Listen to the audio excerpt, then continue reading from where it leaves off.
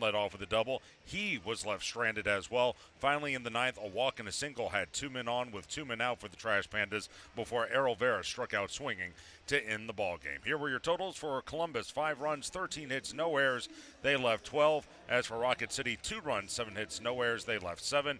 Ian Mejia gets the start and the win for the Clingstones as he moves to 12-2 on the season. 7 innings, 5 hits, 2 runs, both of which were earned. He walked 2 and struck out 9. The loss goes to Bryce Osmond. Remember, Yoel Hurtado started the game. It's only his second game back as they watch his load management. He only went 2 shutout innings last night. Osmond came on, could not get out of the third inning. He drops to 0-3, and Ryan Bourassa picks up his first save of the season as a Clingstone with a scoreless ninth inning, 1 hit, 1 walk, and 2 strikeouts. Time of game was 2 hours and 40 minutes, and the attendance 4,846 as again Columbus defeated Rocket City by the final of 5-2. There's a look at what happened last night. We'll take a break on the pregame show. When we come back, we'll take a look at scores and standings from around the Southern League. That's all coming up right after this as you listen to Trash Panda Baseball on the Trash Pandas Broadcast Network and Valley Live.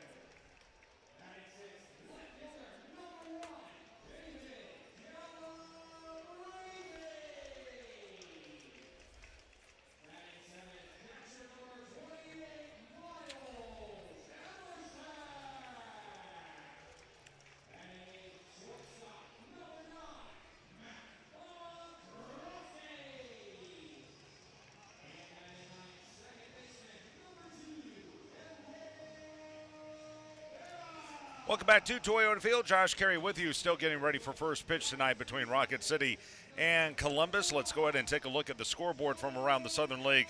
Last night we'll begin in Pensacola, where Chattanooga knocked off the Blue Wahoos. Final score there was 5-3. Cam Collier 3 of 5 with 2 RBI in that contest. Ethan O'Donnell chipped in with a 2 of 5 performance. He also had a solo home run and a double in that ball game. Meanwhile, Jared Lyons got the win for the Lookout. 6 innings, 7 hits, a run. It was earned. No walks, 6 Ks. And again, Chattanooga wins 5-3.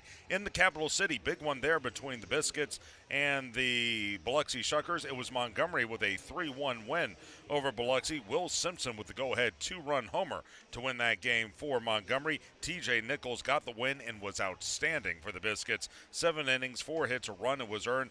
10 strikeouts, no walks in the ball game, as again Montgomery wins by the final of 3-1. Finally, over in Birmingham, Knoxville has taken 2 of the first 3 games of their series against Birmingham. It's still probably too late for them, but they do knock off the Barons last night by the final of 7-3 in 10 innings. Pablo Aliendo had a 3-run home run to highlight a 5-run 10th inning for the Smokies as they get the win. Connor Schultz does not figure in the decision for the Smokies, but he pitched very well. 6 innings, 4 hits, 2 runs, neither of which was earned. He walked none and struck out 2. So here's a look at the standings as we enter play today on this Friday evening, getting the Labor Day holiday hopefully off to a good start for everyone. And here we go. Here are those standings. In the North, Birmingham 36-18. They are 8.5 up on Chattanooga. The Lookouts are 27-26. Knoxville is 9.5 back.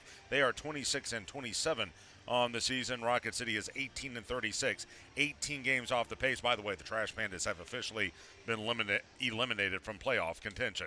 In the South, Montgomery is 30-24. They've won 6 in a row, including 9 of 10. They are 3 up on both Columbus and Pensacola. Both of those teams are 27 and 27 on the season, trying to chase down Montgomery, and Biloxi brings up the rear at 24 and 30, 6 games off the pace. They've lost 3 in a row, but again, they won the first half division title. So there's a look at the scores and the standings from around the Southern League.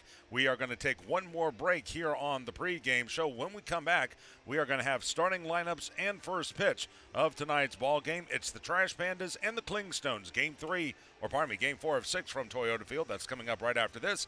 This is Trash Panda Baseball on the Trash Pandas Broadcast Network and Valley Live.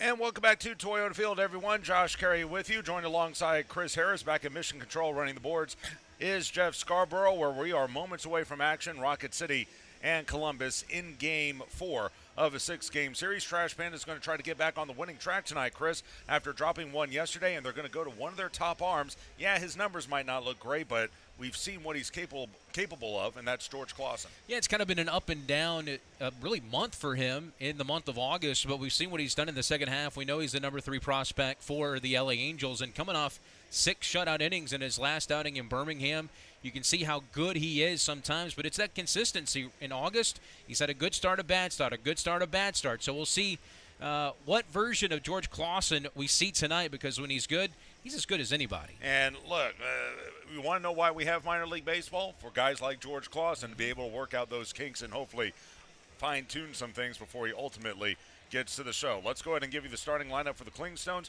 who are 53 and 67 on the year, 27 and 27 for the second half. They're only 3 games out of first place in the Southern Division. Patrick Clohissy will lead things off and play left field. Cody Milligan hits second and patrols center field. It'll be Ethan Workinger, one of the heroes last night. He'll bat third and play right field. Adam Zabrowski had a big 2-run base hit last night. He'll hit back, clean up, and be the designated hitter. EJ Exposito has had a fine series, 5 of 9 through the first 3 ball games. He will hit fifth and play first base. David Fletcher back in the lineup, former LA Angel. He'll hit 6th and play third. Cal Conley in the 7th position at short. Hitting 8th and behind the dish is Dylan Shockley. And Beorius Tavares will bat 9th and play second base. As for Rocket City, here's the defense. Left to right, Calabrese, Mershon, and Holland. Third to first, Goebel, McCroskey, Vera, and Kootenai. Behind the plate, Emerson, and on the hill, George Clausen.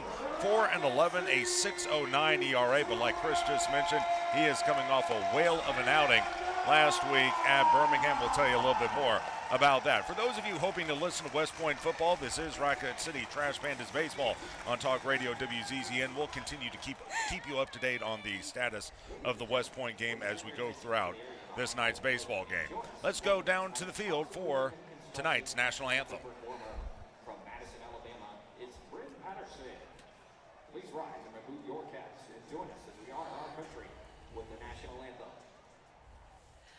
Oh, say, can you see by the dawn's early light what so proudly we hailed at the twilight's last gleaming, whose broad stripes and bright stars through the perilous fight o'er the ramparts we watched were so gallantly streaming, and the rocket's red glare, the bombs bursting in air, gave proof through the night that our flag was still there. Oh, say does that star-spangled banner yet wave o'er the land of the free and the home of the brave? Terrific job by Bryn Patterson, young lady of about, 15, 16 years old, high school age. She did a great job with our national anthem, and we are set to go tonight between Rocket City and Columbus. Trash Pandas will be in the blue halo tops with the white bottoms. It says Rocket City across the front of the jersey in white capital letters. Rocket on top, City on bottom with a small white numeral on the left hip, large white numeral on the back, and the all halo blue cap with the white RC intertwined emblem in the middle. As for the Clingstones, gray tops, gray bottoms, it says Columbus in black cursive lettering across the front of the jersey, a capital C, lowercase everything else in black. Also a black line underneath the word Columbus, all with peach trim. They have a small peach numeral on the left hip, a black numeral on the back with peach trim, and Columbus wearing the all black cap with the Peach Man. That's their fuzzy, their mascot. That's the logo that's in the middle. It's a peach with legs and all that weird stuff. Anyway, going through the warm-up pitches is Clausen, and we'll be set to go here in just a moment as the Trash Pandas, again, trying to play spoiler this week. Next week they take on a Knoxville club that's just about out of the pennant chase, and then they wrap things up against Chattanooga, a team that has already clinched a playoff spot. So for Rocket City, this is really their playoffs this week. They like to win 2 more games, clinch the series, and really put a dagger into Columbus's hopes. As we said about Clausen, he was terrific in his last starting against a very good Birmingham club. That was on the 23rd, which was a week ago tomorrow. Last Saturday, he went 6 shutout innings, 3 hits, 8 strikeouts, walked only 4 in the ballgame, got a no decision, though, as Rocket City lost in extra innings by the final score of 2-1. So we're ready to go with this one as Patrick Clohizzi will lead things off, the left fielder, hitting .303 with 3 homers and 14 driven in. It is another gorgeous night for baseball. A little warmer during the day, but we had clear skies. Few clouds have rolled in, but nothing to be concerned about. It is a beautiful night for baseball, a beautiful night for high school football and college football. And again, we're ready to go with this one as Clausen will start off the ball game. First pitch is going to be a fastball golf down into deep left, going back on a Calabrese. Got turned around a little bit. Wind knocks it down, but he comes in to make the catch. And that'll be out number 1 as Clohizzi lines out to left on the first pitch he sees. First pitch is at 6:36. We know he likes to swing at the first pitch. He has a home run on the first pitch of a game against against us. So you got to watch Patrick Clohizzi. He's got that sneaky power in the leadoff spot. So he flies out to deep left and 1 away as the wind is drifting in ever so slightly. For the most part, though, it's a still night as the first pitch by Clausen is a fastball that'll miss low. It's 1-0. Your umpires for tonight's ball game behind the plate calling the balls and strikes is Davion Fry. At third is the crew chief, Jack Wasson. And then David Bailey, the replacement umpire, is playing first base, or is umpiring first base here tonight as the next pitch is a strike. It goes to 1-1. By the way, it's 80 degrees at first pitch. Milligan, 182, 2 homers, 7 driven in. Even with the bag off the line at third is Goebel. Next pitch, lined out into center, starting in, now going back and making the catch is Mershon. That's out number 2. Boy, usually you start in like that, it's a cardinal sin, but he was able to retrace his steps, go back, and David is such a fine athlete. He was able to reel it in. Yeah, Cody got all of this one, but right towards the center fielder, David Calabrese, and 103 off the bat. And that was a mistake pitch by George. He left that cutter right over the heart of the plate. 2 outs, no one on base. Here's Ethan Workinger as the first offering is a slider missing low, going to go to 1-0. Workinger 220, 16 dingers, 68 RBI. Off the line at first is Kootenai. And the slider going to miss down and away. And go to 2 balls and no strikes on the right-handed hitter. Clausen again just looking for some consistency as we enter the final few weeks of the season here. 2-0. Fastball cut through and missed. It will go to 2-1. If we go according to the rotation over the next 2 weeks, he'll only get 2 more starts. Next week at Knoxville and 1 more time here against Chattanooga. 2-1 is flared into shallow right. Charging in Holland. He can't get there, and it's going to bounce behind him. Runner at first, trying for second will be Workinger. The throw in will be laid, and that'll be at least a single. They may even give him a double. Holland did not touch that ball, but he did overrun it. We'll just wait and see what they call it here. He did not get a great jump off the bat on that one, and you can see it bounce behind him. You can tell Corey was kind of in between. Do I dive for it or do I play it on a bounce, and got caught in between? So 2 out knock, and got a guy who's somewhat been struggling, but he had a big night last night. Yeah, that'll be Adam Zabrowski. He'll step in. Zabrowski 1 of 5 yesterday. That one hit, though, was a big one, a 2-run single. He later came in to score right on right. And a swing and a miss. That was a cutter down and away, and it will go to 0-1. Clausen has pitched against Columbus before, in fact, twice before. Once on August the 6th, a game where he struggled, allowed 6 runs on 10 hits over 5 innings, suffered a 9-4 loss in that game. The 0-1, a swing and a miss, another cutter down and away. It'll go to 0-2 as Clausen has a chance to wrap up the inning. He also faced the Clingstones in this ballpark on July 18th and pitched very well. 5 2/3 shutout innings. He struck out 7 and surrendered only 1 hit in a 4-1 victory. Here's the 0-2. Swing and a miss, strike 3. Good morning, good afternoon, good night, Adam Zabrowski. He strikes out on 3.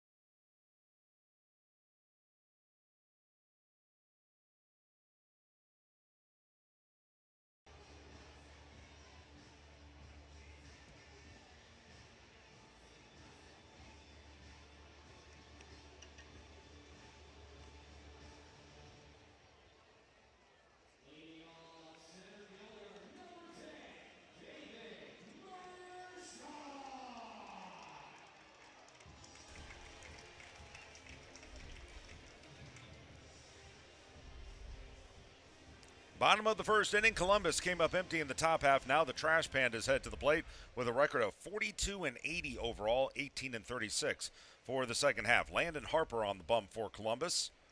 And the first pitch is a fastball missing low. 1-0 to the left-handed hitting Mershon. 145 a homer and 8 driven in. He'll lead it off and play center. Ben Goebel bats second and plays third. Oscar Kolas in the 3 position as the designated hitter. 1-0 hit foul straight back. And the count even at 1-1 on Mershon. Harper 3-7 on the year, a 3.81 ERA, but one of those wins was a near perfect game against Rocket City earlier this month. I'll tell you more about that in just a moment as Mershon steps in. Here's the 1-1. That one sent out into deep left field, but drifting back on it, Clohissy. In front of the track, he'll put the squeeze to it, and that'll be the first out of the first inning. Cleanup will be Matt Kootenai. He will play first base. Corey Holland in the 5 spot out in right. David Calabrese will hit 6 and patrol left field. Doing the catching and batting 7th is Miles Emerson. At shortstop, hitting 8th is Matt McCroskey, and Errol Vera will be in the 9 spot over at second base. The defense for the Clingstones, left to right, Clohissy, Milliken, and Workinger. Third to first, Fletcher, Conley, Tavares, and Exposito. Behind the plate, Shockley, and on the hill again, Landon Harper. As fouling the first pitch away is Goebel. It will go to 0-1. Been 257, 6 homers, and 25 RBI. It's have been overall pretty quiet in this series. 2 of 9. Does have an RBI, however. And he fouls the next pitch off to the right. It's quickly at 0-2 on Goebel. Harper out of Southern Miss. Darn near went the distance against, well, he did go the distance, but he almost got a perfect game as well against the Trash Pandas back on August the 7th. It was game 1 of a doubleheader. As a swing and a miss by Goebel, he strikes out swinging. Strikeout number 1 by Harper, out number 2 in the first. Here's Oscar Colas, 205, 13 homers, and 38 driven in. Anyway, in that game, it was a 7-inning ball game. He went the full 7, allowed a hit on no runs, and struck out 4 in a 2-0 win. His lone blemish was this guy who had a bloop single with 2 outs in the 7th and a perfect game on the line. And the first pitch misses high, 1-0. He's a 6-pitch pitcher. They've got him listed with a fastball, a sinker, a cutter, a slide, a curve, and a splitter. Everything hard with him. He's out of Meridian, Mississippi. Pitch is bounded foul past first. It will go to 1-1. The pitch that he lives by, though, is the slider, and you know it might be labeled as some different things, but he can mix it from that upper 70s to nearly 90 miles an hour. But that's his go-to pitch, and the thing about him, going from not really being a prospect at all to being a full-time starter at this level, is his ability to throw strikes. Count at 1-1. 14th round draft choice of the Braves in 2022. Colas whiffs at the next pitch. That was a cutter away. It will go to a ball and 2 strikes. He also pitched against Rocket City in this ballpark on July 18th. Took the loss. 5 innings, 6 hits, 4 runs, 3 of them earned in that game, but he also struck out 6 as Rocket City won 4-1. Next pitch hit foul off the roof to the left. Going to go to a ball and 2 strikes as Harper will try to wrap up the inning. Well off the line at third is Fletcher as the look in from the right-hander. Here's the 1-2. And the fastball misses high and away. Going to go to 2 balls and 2 strikes. Again, all the pressure on Columbus this week as they are 3 games back of first place. Rocket City trying to ruin their season. Here's the 2-2. Hit hard but right at the first baseman near the line, Exposito. He'll jog to the bag in time, 3 unassisted, and 1-2-3 go the Trash Pandas in the bottom of the first inning. At the end of 1, we're scoreless. This is Trash Pandas baseball.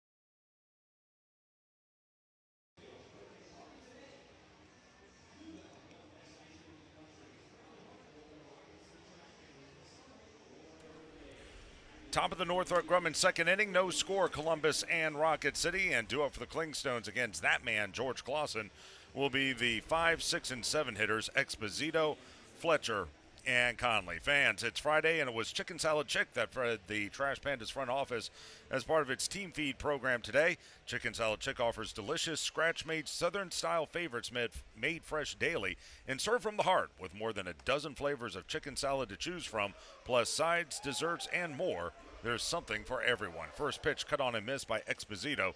It's 0-1 to the right-handed hitter. Exposito, 219, 3 dingers, 22 driven in. Next offering is tap foul past third. It will go to 0-2. For those of you expecting Army football, this is Rocket City Trash Pandas baseball, but we'll continue to keep you up to date on what's happening in West Point. Right now, Army leading Tarleton State 17-10. They are at halftime. Tarleton, pretty good team at the FCS level. In Texas, right? Yes, sir. 0-2. Swung on and missed. Threw him a curveball down and away, and Exposito won't even try to go to first. They'll flip it down there. Anyway, well, the Trash Pandas, that'll be out number 1. Strikeout number 2 for Clausen, and out number 1 in the Northrop Grumman second for David Fletcher. Curveball this time from George. He throws it hard, 84 miles an hour, but got some help that time as chased it out of the strike zone. Again, everything from Clausen is hard. Hard fastball, sinker, slider, as well as that curveball. And here's Fletcher. First pitch. And the fastball inside 1-0. You sometimes worry, though. Guys who throw hard with everything, you wonder if their arm will be able to hold up. He's already had one Tommy John surgery, but we'll see how things pan out.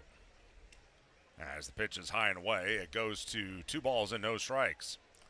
By the way, one of the many dignitaries in attendance tonight, one Joey Probinski, the farm director for the Los Angeles Angels, also the assistant GM to Perry Benasian out there in Los Angeles. He was here today. 2-0, misses high and tight, 3 balls and no strikes. He is very, very encouraged by the future of the farm system, and he should be. I don't know if folks have kept up with the Angels' prospects, but their low-A team in Inland Empire, they have made quite the turnaround. 3-0, there's a strike. 3-1. They were 20-49 for the first half of the season. And now they are 8.5 games up in their division for a division title in the second half. I believe they get clinched tonight. Here's 3-1. Fastball inside. That'll be ball 4. A 5-pitch walk to Fletcher. He'll trot to first. Walk number 1 by Clausen, and 1 on with 1 out for Cal Conley. In addition to that, the Arizona Complex team, they won their league earlier this summer, and the Dominican Summer Angels, they went to the playoffs. They did not advance, but they did get to the postseason nonetheless. And then the High A team out in Tri-City, they're having a nice turnaround in the second half, even though they won't make the playoffs. The first pitch is high to Conley. It's 1-0, and time is called as Emerson wants to go out there and have a word with Clausen. Conley, 192, a homer, and 23 driven in. Well, Joey was able to talk to our staff during our meeting this morning, and had a nice presentation. That's something I've been in 1, 2, 3 other different organizations. I've never seen a assistant GM of player development do that to a front office staff, so that was really impressive to me. But talking a lot about what they do off the field as well. We always talk about the Fridays that they do, real life, and then, of course, the Angels teammate. Pitch is line foul down the left side. That'll short hop off the sidewall. It's 1-1 to Conley. Yes, they do that. Last week, the team went over to UAB Children's Hospital, which is right across the street from Birmingham's Regions Field. Got to visit some of the kids there, and they'll have another visit at Redstone Arsenal when the team returns home against Chattanooga in 2 weeks. Pitch is hit foul off to the left. It's 1-2, but what they do, the purpose of it is they want to teach the kids there's a little more to life than baseball. I mean, obviously that's your occupation, but you got your entire life ahead of you to do something else. As the count is 1-2 on Conley. Off the line at third, Goebel. Clausen delivers, and that's down and in. That's a sinker. It will even at 2 balls and 2 strikes. No score as we play the top of the Northrop Grumman second inning. Holding the runner at first is Kootenai. 2-2. High and away with the fastball. Clausen a little frustrated with himself as it runs full to 3-2. And, we talk about seeing consistency from him. You can see it waver from batter to batter. He looks so strong against Exposito and Zabrowski. Now he's struggled over the last 2 hitters. Runner will go, and 3-2 lofted foul down the left side. Now landed the picnic patio and remain at 3 balls and 2 strikes. And when he is off his game, you see a lot of these deep counts, a lot of these long at-bats, which rack up the pitch count. George is a very high torque pitcher. You watch a guy like Mitch Ferris, he's very compact. For George, man, he really has a lot of body movement. Runner will go. Pitch, swing and a miss. They got him caught in a rundown. Slipping is Fletcher. They flip it back to Kootenai. Kootenai will chase Fletcher towards second, and they get it to Vera, and Vera will put the tag on. That is going to be a strike him out, throw him out, double play. Actually, I think the batter, Conley, says he fouled, tipped it into the dirt. Home plate umpire Davion Fry says no, sir. And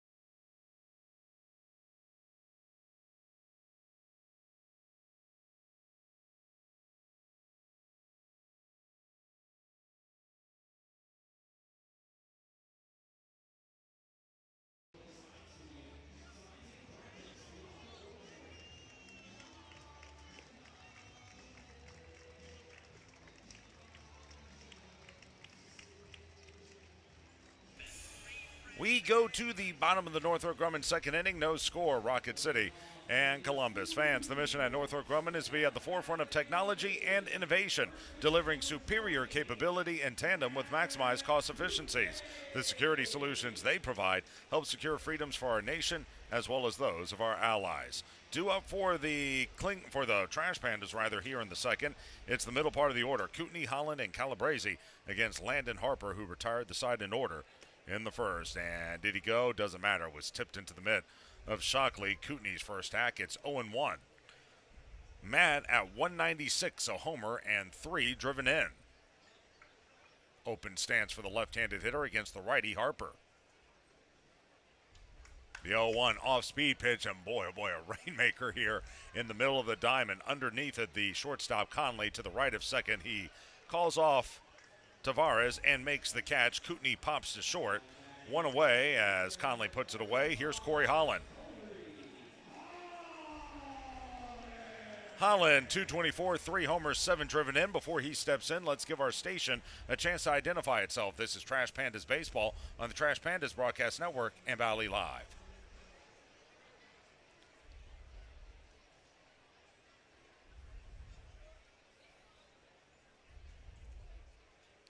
First pitch to Holland misses high, and it will go to 1-0 on the right-handed hitter. Corey at 3 of 11 for the series with a home run and an RBI. It was a solo blast as he'll stand back in. Right against right. Harper fires away, and that was a slider that missed down and away. It'll go to 2 balls and no strikes on the right-handed hitter. Harper last pitched on the 19th against Pensacola. Pretty good game. 5 innings, 6 hits, 3 runs. He walked 3 and struck out 4. 2-0, rocketed into deep right. Back goes Workinger. He turns, he looks, and it's out of here. A home run.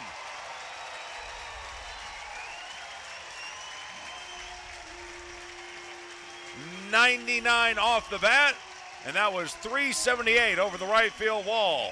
Home run number 4, RBI number 8. It's 1-0.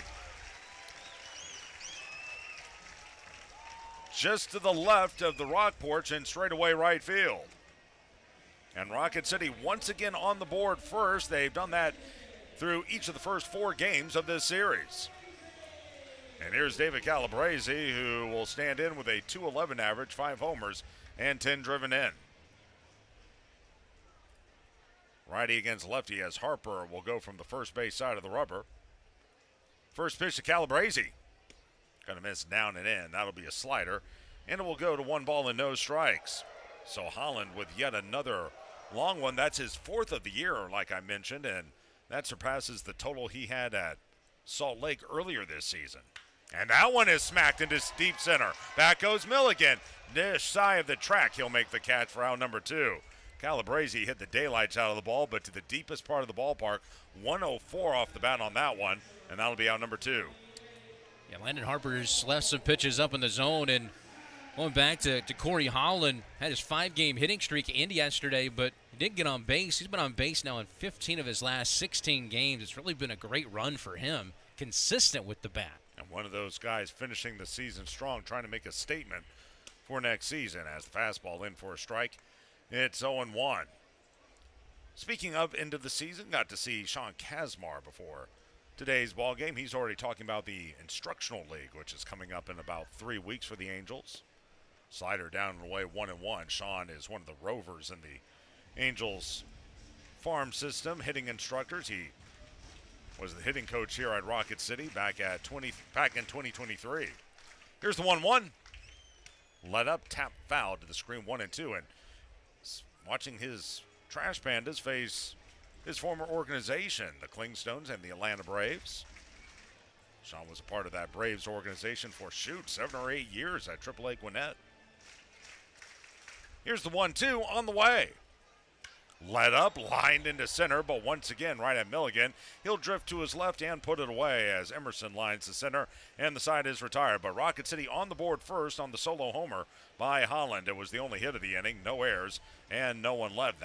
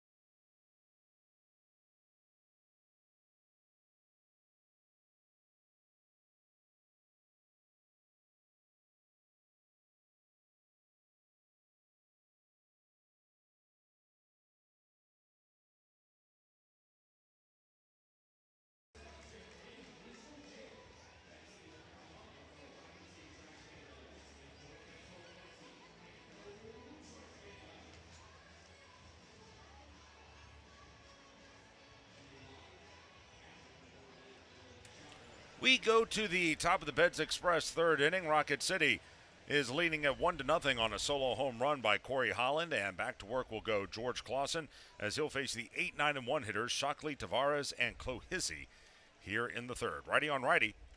And the first pitch is a fastball called a strike.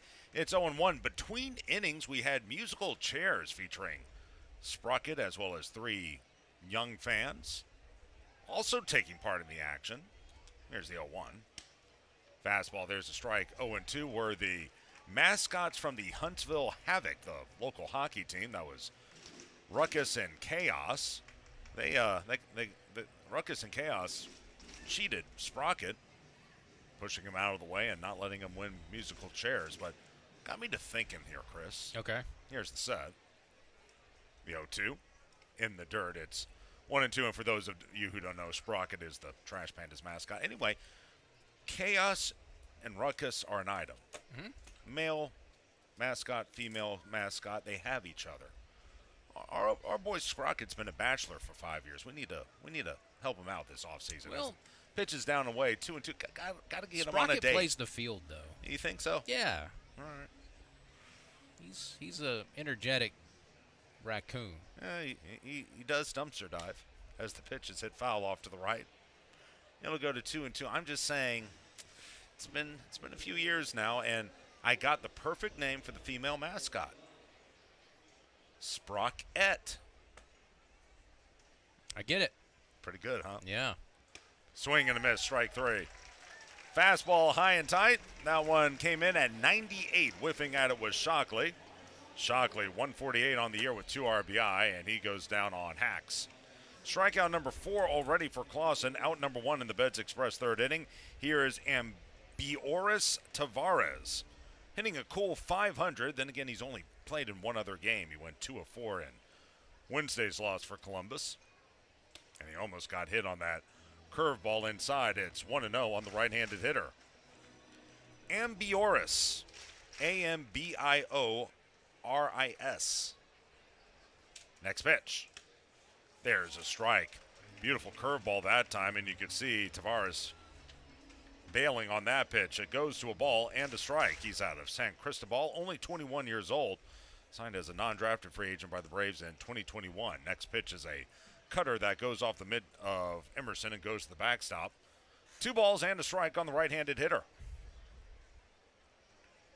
Again, 1-0 Trash Pandas as we play the top of the Beds Express third inning. Righty on righty. Clausen with the 2-1. Fastball just missed high and away.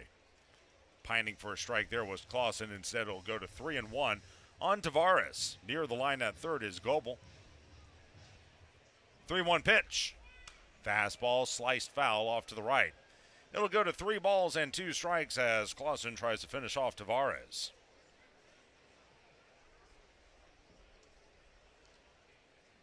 The right-hander peers back in. The 3-2. High and tight, ball 4. So Tavares will draw a walk. This is a guy who only hit .210 at Rome, but he's given Rocket City fits all series long. He'll trot to first with 1 away. Walk number 2 by Clausen, and we go back to the top of the order, and Patrick Clohizzi, who lined out to left on the first pitch of the ball game, back in the first inning. Clohizzi 303 with 3 dingers and 14 RBI. Shaded up the middle is the shortstop McCroskey. And the pitch is hit foul at home plate. It'll go to 0-1, and shocker, Clohizzi went after the first pitch again. Again, this is a guy worth rooting for. He's a mid-round selection. He came from the University of St. Louis. St. Louis, a great baseball town, but maybe not the university itself. They're more known for their basketball, but trying to break through in the Braves farm system. As a throw to first and back in with a head-first dive is Tavares. That's the same stomping grounds of one former Trash Panda, Braxton Martinez. One of the real good guys we got to know over our first 5 years here in North Alabama. Runner bluffs from first, pitch fouled straight back. It'll go to 0-2. The Billikens, I believe. Yes. One of their basketball broadcasters many moons ago was a fellow by the name of Skip Carey. Before Dad made the move to Atlanta. 0-2 on the left-handed hitter. St. Louis is a baseball town, but they're also a hockey town, too. The Blues. Here's the 0-2. Slider down and away, 1-2. Now, that being said, the baseball team, for the first time in its stadium's history, that's Busch Stadium 2, on Monday, they drew a crowd under 20,000. Oh, wow. For the first time in that stadium's history. A throw over to first and back safely is Tavares. Now, that being said, the team has not been in contention the last couple of years. And candidly, downtown St. Louis, not always the best spot to be at night. Runner goes from first. Clausen doesn't step off. Pitches swung and missed for strike 3, but an easy stolen base for Tavares as Clausen just couldn't step off. If he had, he would have had Tavares dead to rights. Instead, Ambioris will pick up his first stolen base at the AA level, and down on strikes goes Clohizzi for out number 2. Another time, that was that cutter or a hard slider necessarily for Clausen. That was located perfectly at the bottom of the zone. 2 outs, runner at second. Here's Cody Milligan. He lined to left, or lined to center his first time up, and the pitch is a strike. 0-1. Just to finish up about the Cardinals, though, Chaim Bloom going to take over at the end of this season, and I think they'll get things turned around. He's a smart baseball man. Check of second. 0-1, sent foul off to the left, as that was a changeup. Actually, he hung that one, did Clausen, but lived to tell the tale. So it's 0-2, and he'll look to wrap up the top of the third inning.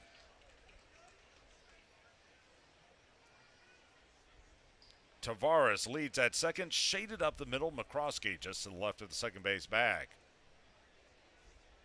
0-2. Swung, hit, foul, past third. Boy, off the bat, I thought that had a chance, but it bounded to the left as chasing it down was Goebel. That was a fastball at 97 on the inside corner, and still he fought it off to the opposite field. A solo home run by Corey Holland, the only action so far in this one for Rocket City. Clausen trying to end the inning. Here's the 0-2. Did he go on the check swing? No, he did not, says third base umpire. That's Jack Wasson from the middle of the diamond. And we'll take a look at it again. Yeah. I think it was the right call. It's close. 1-2. Clausen sets and delivers. Swung, rolled foul past first. It will remain at 1-2 as Milligan putting up quite the battle here against Clausen. But I didn't recognize Cody Milligan first day he was here because he doesn't have the long hair. He had the Wyatt Earp type of look, didn't he? Yeah. He said joined the Columbus. They went down to Pensacola and said it's just way too hot for this. The 1-2, here it is. And it misses high and away. 2 balls and 2 strikes. Milligan, a 9th round choice in 2019, born in Denver. Went to Cowley Community College in Kansas. If I'm not mistaken, that's the same conference that Andy Shansley was a part of over at Harding. Yep. Here's the 2-2. Swung, lofted into left along the line. Can Goebel get there? No, just beyond his reach as he goes toward the extended netting. And it will stay at 2 balls and 2 strikes. So a good battle here between these two. This will now be the 8th pitch of the at-bat coming up. And for Clausen, he's about to throw his 50th pitch of the ball game.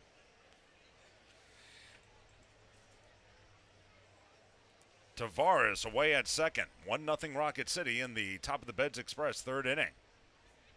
Here's the set and the 2-2. Swing and a miss. He finally got him. A cutter down and in. Great battle between those two, but Clausen comes out on top. He strikes out his 6th man of the game, and the Clingstones will leave a runner stranded in the third inning. No runs, no hits, no errors, 1 left. Bottom of the Beds Express.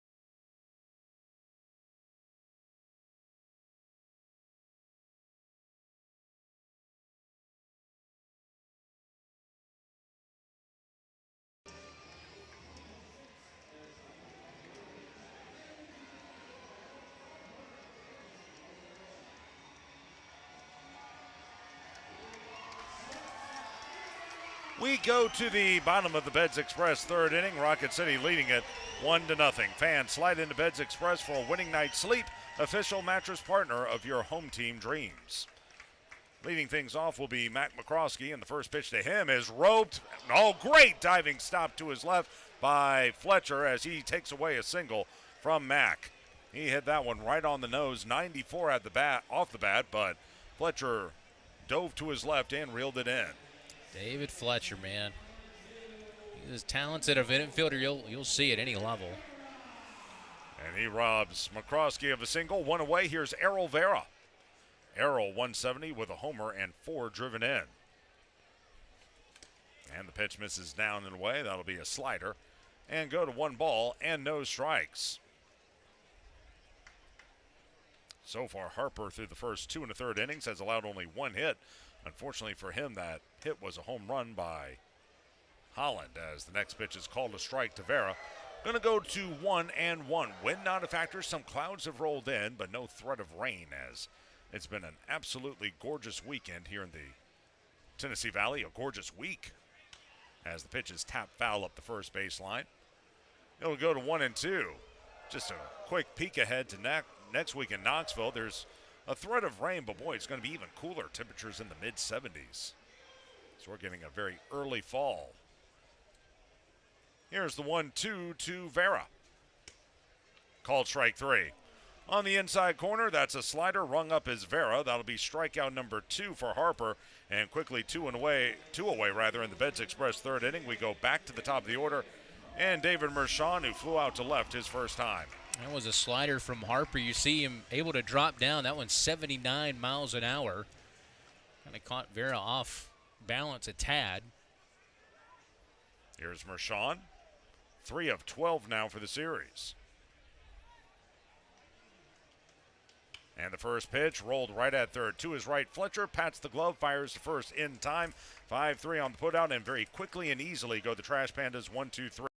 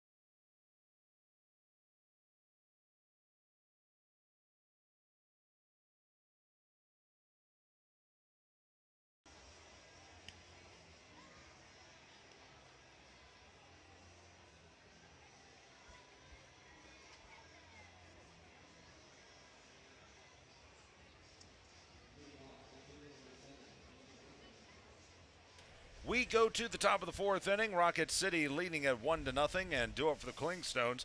The 3, 4, and 5 hitters, Workinger, Zabrowski, and Exposito against George Clausen. And for those of you on radio, we'll keep you up to date on what's happening on the field, but we want to turn our attention this half inning to our sponsor as the first pitch is swung on and popped up, drifting into foul ground. The first baseman, Kootenai, near the warning track. He'll make the catch, and that'll be out number 1 as Workinger fouls out to first. We want to welcome in Kathy Hoffman-Young of Blue Orbit Sign Studio. Kathy, great to have you with us. Thank you. I appreciate it. So tell us a little bit about Blue Orbit Sign Studio. So we're a custom sign company. We do everything from design to fabrication to installation of all types of signs, graphics, vehicle wraps. We've done a lot of work here at the Trash Pandas. Yes, we're glad to be a partner. And I was about to say that a lot of the signs you see around Toyota Field are because of these folks. I got to ask right now, with high school football season starting up and things like that, have things been busier than usual maybe this time of year? We're just busy in general. Yes. So many companies moving into Huntsville. Huntsville's growing, and that's helping us to grow too. Count is 0-2 on Zabrowski. What are some of the things you guys have been able to do around the ballpark today? As far as our signage goes, just having the crew out here and things like that. So we've got one of the SAIC suites. We did all the graphics for that, by the way, and my whole team is here with their families, and we're just having a good time, giving them plenty of food and drinks and watching a great game. And we'll be sponsoring the fireworks show tonight, which is always a great event. So. Yeah, we're just happy to be here and be supporting of the team. And we'll have those tonight and tomorrow, fireworks, Yes. as Clausen looks in. And a swing and a miss, and is unable to hold up as Zabrowski. That'll be strikeout number 7 for Clausen. 2 quick outs in the top of the 4th inning. Here's E.J. Exposito, a strikeout victim, his first time up. Anything coming up involving Blue Orbit Sign Studio that you want to pitch or mention, or any specials, anything like that? We've just been doing, signs around town. We just did all of the cooks rebranding all their wraps of all their new vehicles, so that's keeping us really busy. So we do, vehicle branding. There's so many companies around town that have partnered with us, and we're just honored to, produce them a great sign and get them recognized. The 0-1 drilled into deep left center. Calabrese going back, looking up, and that one is out of here. That's a solo home run for E.J. Exposito, who just has the Trash Pandas number this week. That's his 6th home run, his 6th hit of the series. It's his first home run of the series. It's his 4th of the season, RBI number 23. It's tied up at 1. That one was 111 off the bat and 387 to one of the deepest parts of the ballpark, left center field over the Intrepid wall sign. And just like that, it's a 1-1 ball game. So a home run for each team as we are knotted up. Here's David Fletcher, who drew a walk his first time up, then was thrown out trying to steal. Righty on righty as the first pitch. A looping line drive into center over the head of Vera. That's going to dunk down for a hit. So another base hit, this time by Fletcher. That'll be his first of the game. Hit number 3 now for the Clingstones, and 1 on. With 2 out for Kyle Conley. He struck out swinging his first time. Told me you grew up in Atlanta, so big Braves fan. Not really the. So go ahead. Didn't grow up there. Born and raised in Indiana, but moved to Atlanta. We lived there for over 20 years.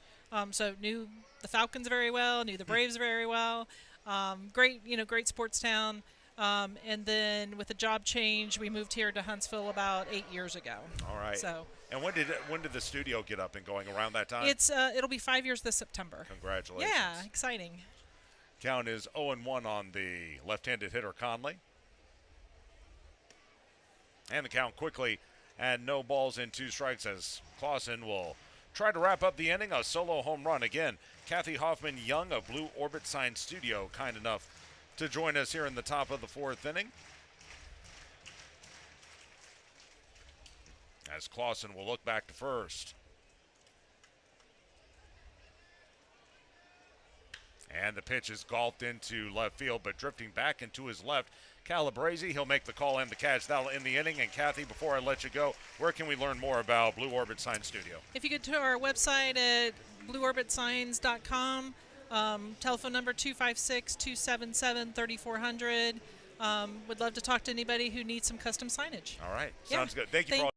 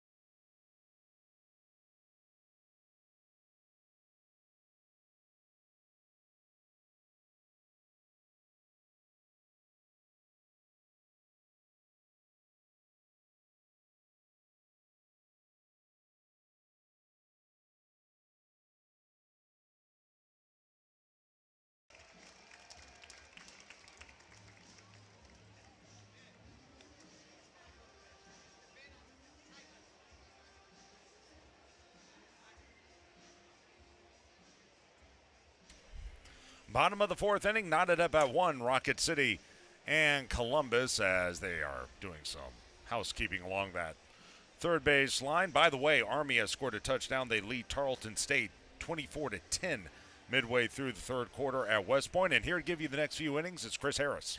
Thanks, Josh. Back to work goes the right-hander. Landon Harper out of Southern Miss faces Ben Goebel first, and the first pitch is a strike over the outside corner. 2-3-4 batters, Goebel, Colas, and Kootenai. Pair of home runs has us even here in the bottom of the fourth inning as Harper delivers the 0-1 and a swing and a miss by Goebel. Couple of strikeouts for Harper. He's yet to walk a batter. I mentioned earlier that near perfect game. It was Oscar Colas who spoiled it. One out away from that 7-inning perfect game back on August 7th in Columbus against the Pandas. 0-2 pitch. He chased one way high out of the strike zone. That was a 92-mile-an-hour four-seam fastball, and that's his third strikeout. Second time he struck out Goebel. And now one down for the aforementioned Oscar Colas, who just flipped the ball into left field with 2 outs in the bottom of the seventh, or the top of the 7th inning, to bring up that perfect game. It was maybe his best hitting job of the year, and I mean that sincerely. He's had a nice season against Columbus, as that first pitch is above the strike zone, but taken for a strike. And you can tell he didn't like that call from home plate umpire Davion Fry, and he has a beef. It was up and out of the strike zone. He uses that timeout to kind of regroup, and now the 0-1 to him is fouled straight back, and he's in the hole 0-2. And if I'm not mistaken, when he got that hit at Columbus, he had 2 strikes on him, and what was so awesome about that swing was the pitch was down and away. It was not an easy pitch to hit, and he went down there and, like you said, just flicked the wrist and put it into left. Harper's 0-2 pitch is just a tad below the strike zone, below the kneecaps. 1-2, and of course, a couple of nights ago when he had the walk-off down the right field line, he had an 0-2 count. Shortens up a little bit. We'll see what Harper wants to do here on 1-2 to Colas. Slider, a good take down and in for a ball. Harper, first at bat, he got him to ground out to the first baseman his first time up. Colas now 1 for 7 against Harper, and that one being that one to bring up the perfect game. The 2-2 now. Swung on it hard on the ground towards the middle of the infield, and that's going to get past the diving Taveras into right center field for a base hit. And Oscar Colas with his second hit of the series. He likes hitting with 2 strikes at Josh, and that ball was hit well. 111 off the bat. Now it hit the ground, so it didn't look like that, but he hit that ball right on the barrel. Oh, yeah. Like you said, he does like to hit with 2 strikes. He also likes to hit pitches that are low, and that was a low slider that he went down and golfed at. You always tell pitchers you don't want to leave a slider up. That's where you get pounded, but against Colas, you may want to think differently. So here's Matt Kootenai now. Left-handed batter against the right-handed pitcher. And that first is off the outside corner for ball 1. Speaking of hard hit balls, that ball E.J. Exposito hit was hard hit. Yes, it was. 111 off the bat. Still hasn't landed. Was over there in the press box and was talking with the video guy for Columbus. And, of course, Dwight. We were surprised the distance was 386, but at a 26-degree launch angle. There's a bouncing ball towards first. They go to second for 1 over to first. The relay's not in time from the shortstop, Cal Conley. Exposito trying to start that tough 3-6, 3-double play. But they only get the 1, but that is out number 2. So forced out at second base is Colas. And Kootenai's able to beat it out. This is pretty good fielding job by Exposito. You don't see it there, but that was a do-or-die short hop play. If he doesn't field that cleanly, who knows what happens. Also a good job by Harper to get over there and cover. That's the hardest double play to turn. They couldn't quite pull it off. So there's Corey Holland, who homered in his first plate appearance tonight against Harper, and he takes down and away that slider. He throws that slider just a ton against right-handers. You see him throw the fastball at Four-seam fastball a bit more to right-handed hitters. Throws that slider about 53% of the time. 1-0 pitch on the way is swung on and a tapper hit foul. Throws a two-seamer to right-handed hitters more so than to right-handed hitters. By the way, Tarleton State has just scored another touchdown. They're to within 7 of West Point. 24-17, about 5 minutes to go in the third quarter. Tarleton putting up a good fight tonight. 1-1 on Holland, up to now 4 home runs with that homer back in the second inning. 1-1 pitch to him. Swung on and tapped foul towards that camera well down that third base side into the far side of that dugout. 1-2 on Holland. Pitch count right now for Landon Harper is only at 42 here in the bottom of the fourth inning. He throws a ton of strikes. Yeah, that really quick bottom of the third inning. He couldn't have thrown more than 5 to 7 pitches in that frame. Kootenai leads off first base. A spin throw, and the ball gets away. He might have had him had that been a good throw, but the ball gets by the first baseman, Exposito, all the way down past the tarp, and all the way to third base is Kootenai on the wild throw, and then the throw back in almost got away as Cal Conley. Somehow the shortstop ends up all the way by the first base dugout This ball to get that ball. This ball got stuck in the padding down that right field line, and that helped Kootenai get that extra base to third. But you mentioned it. What a play by Cal Conley. The throw back in was well off the first base line. If he's not doing his job chasing that ball down, it goes all the way to the backstop here around home plate, and maybe Kootenai scores. So now the go-ahead run is 90 feet away over at third base. And the fans back into this ball game now as well. 1-1 game here in the bottom of the fourth inning.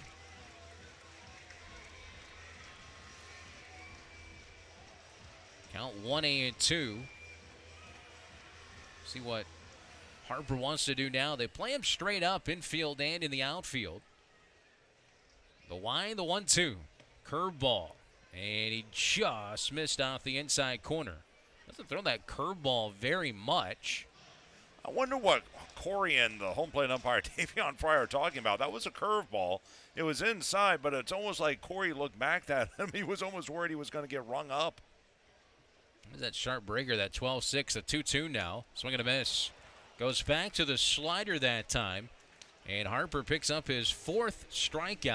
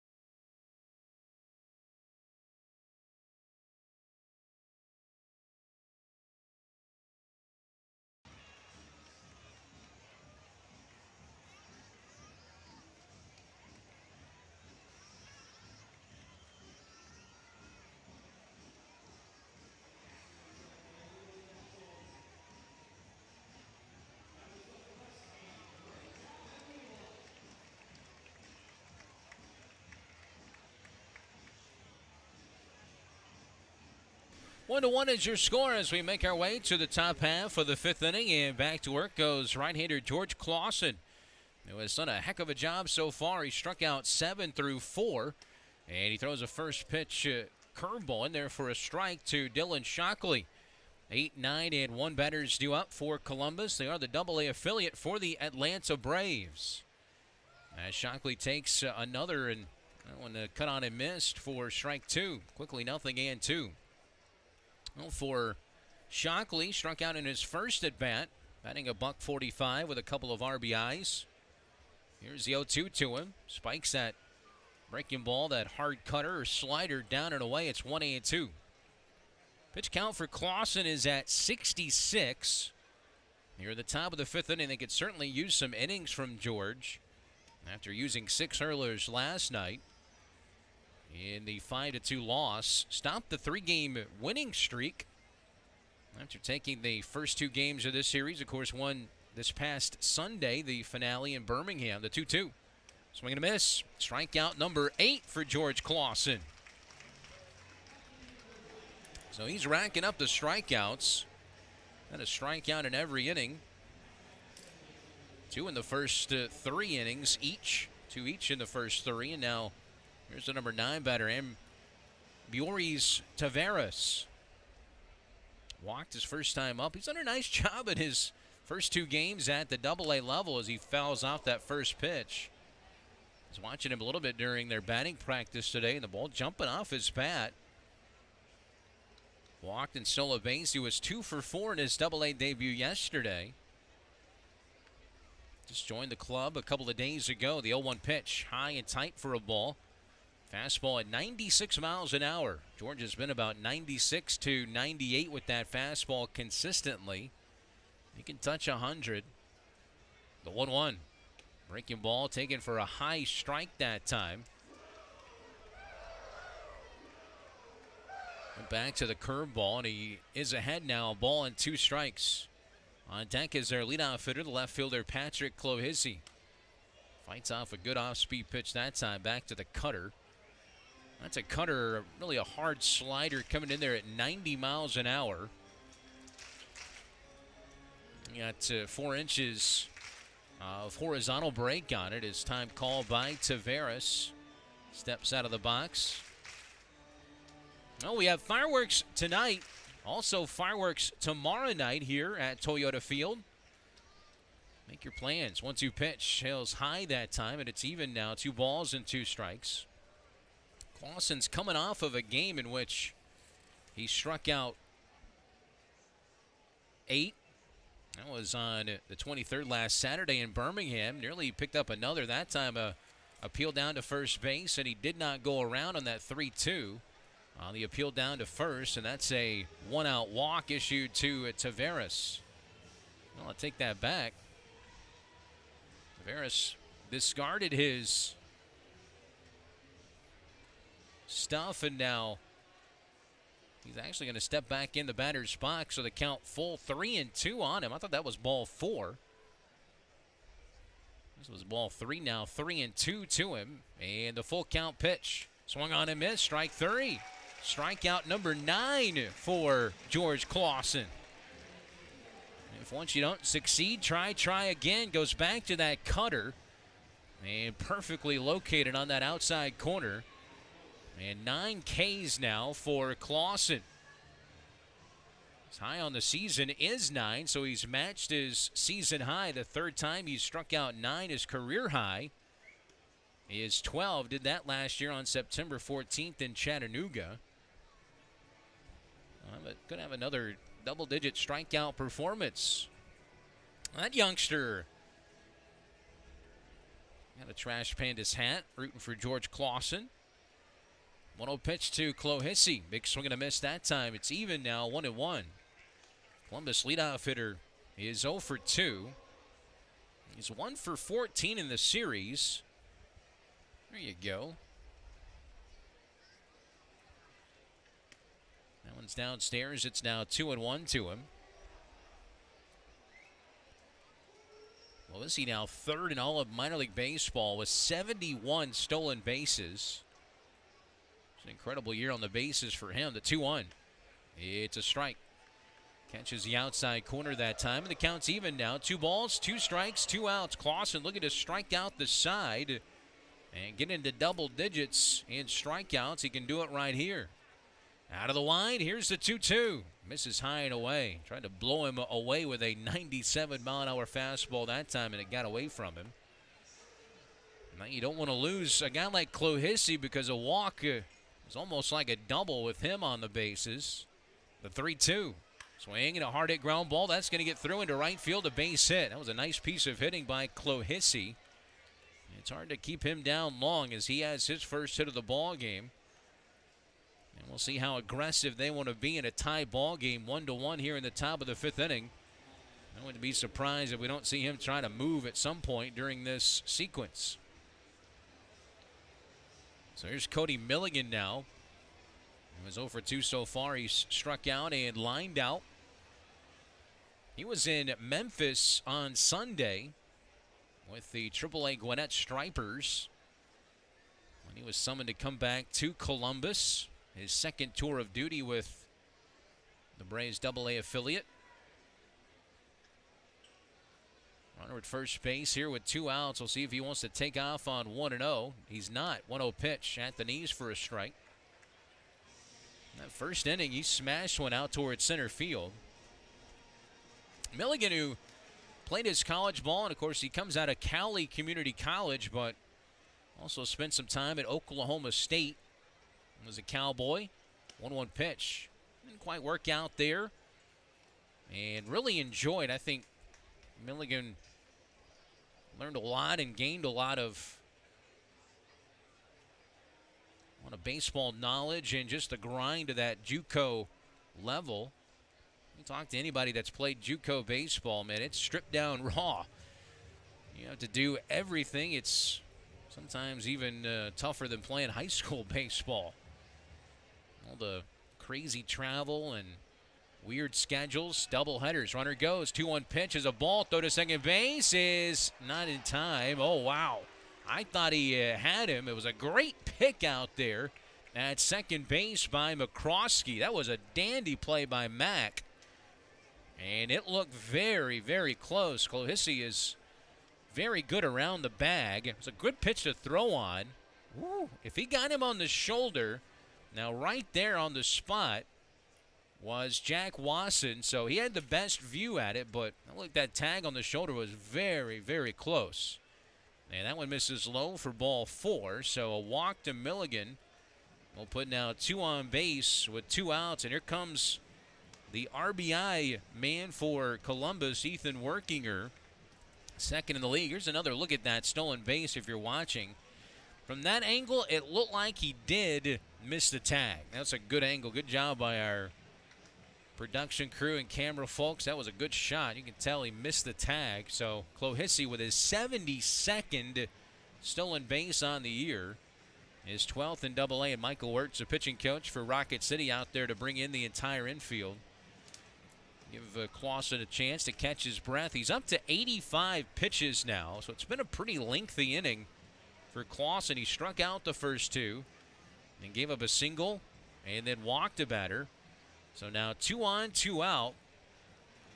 And Ethan Workinger, with those 68 runs batted in, steps in. He's 1 for 2 so far. Looped a base hit to right.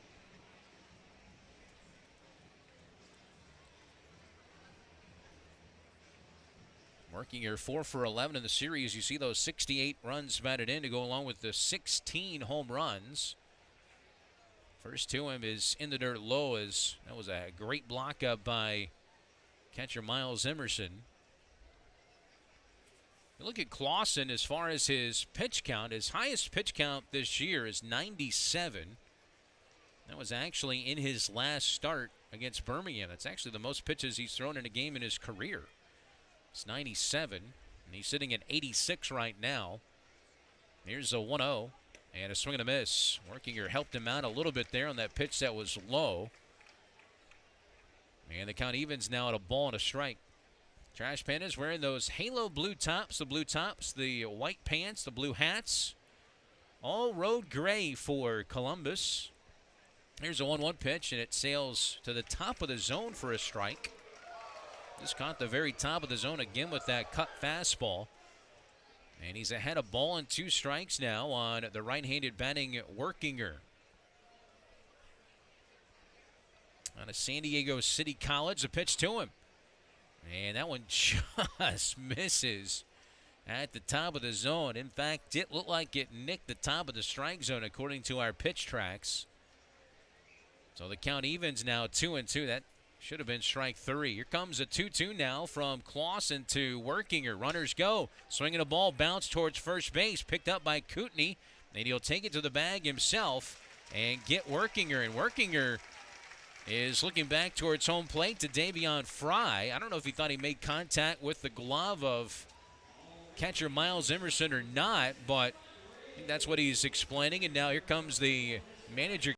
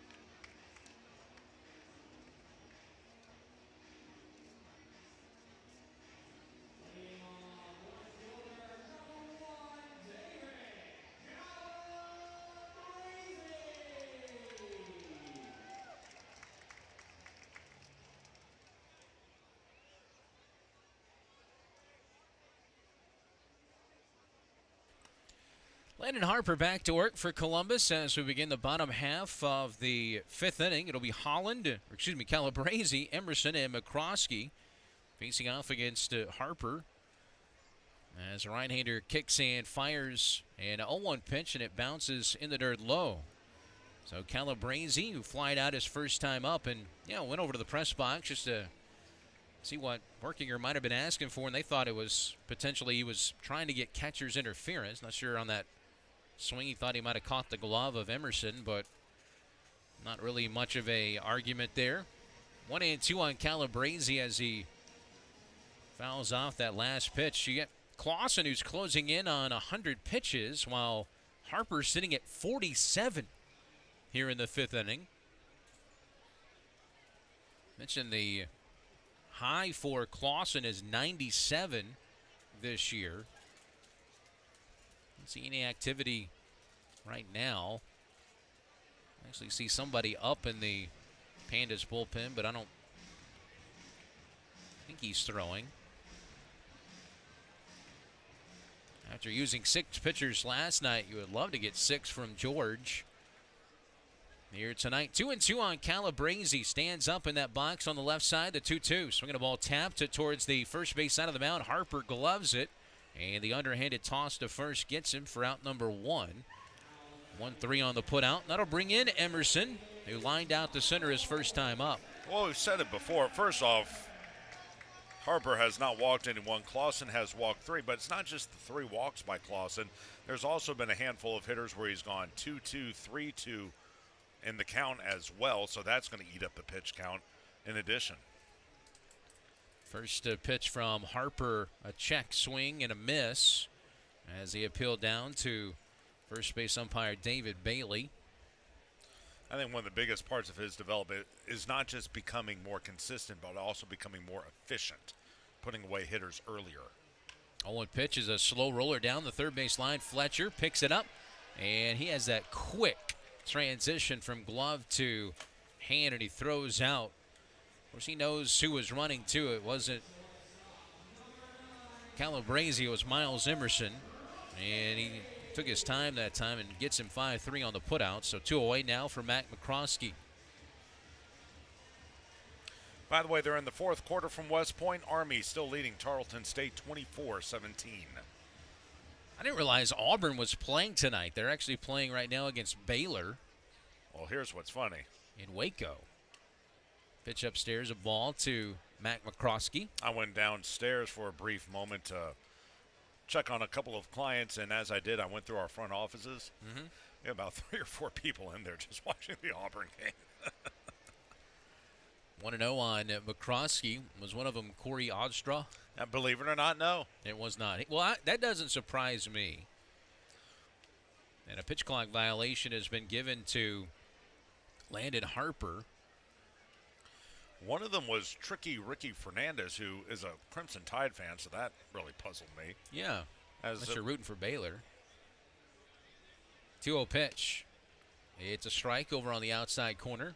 Also down there was Garrett Fairman, who may be the only man in Alabama who roots for Iowa State. 2-1 the count. The 2-1.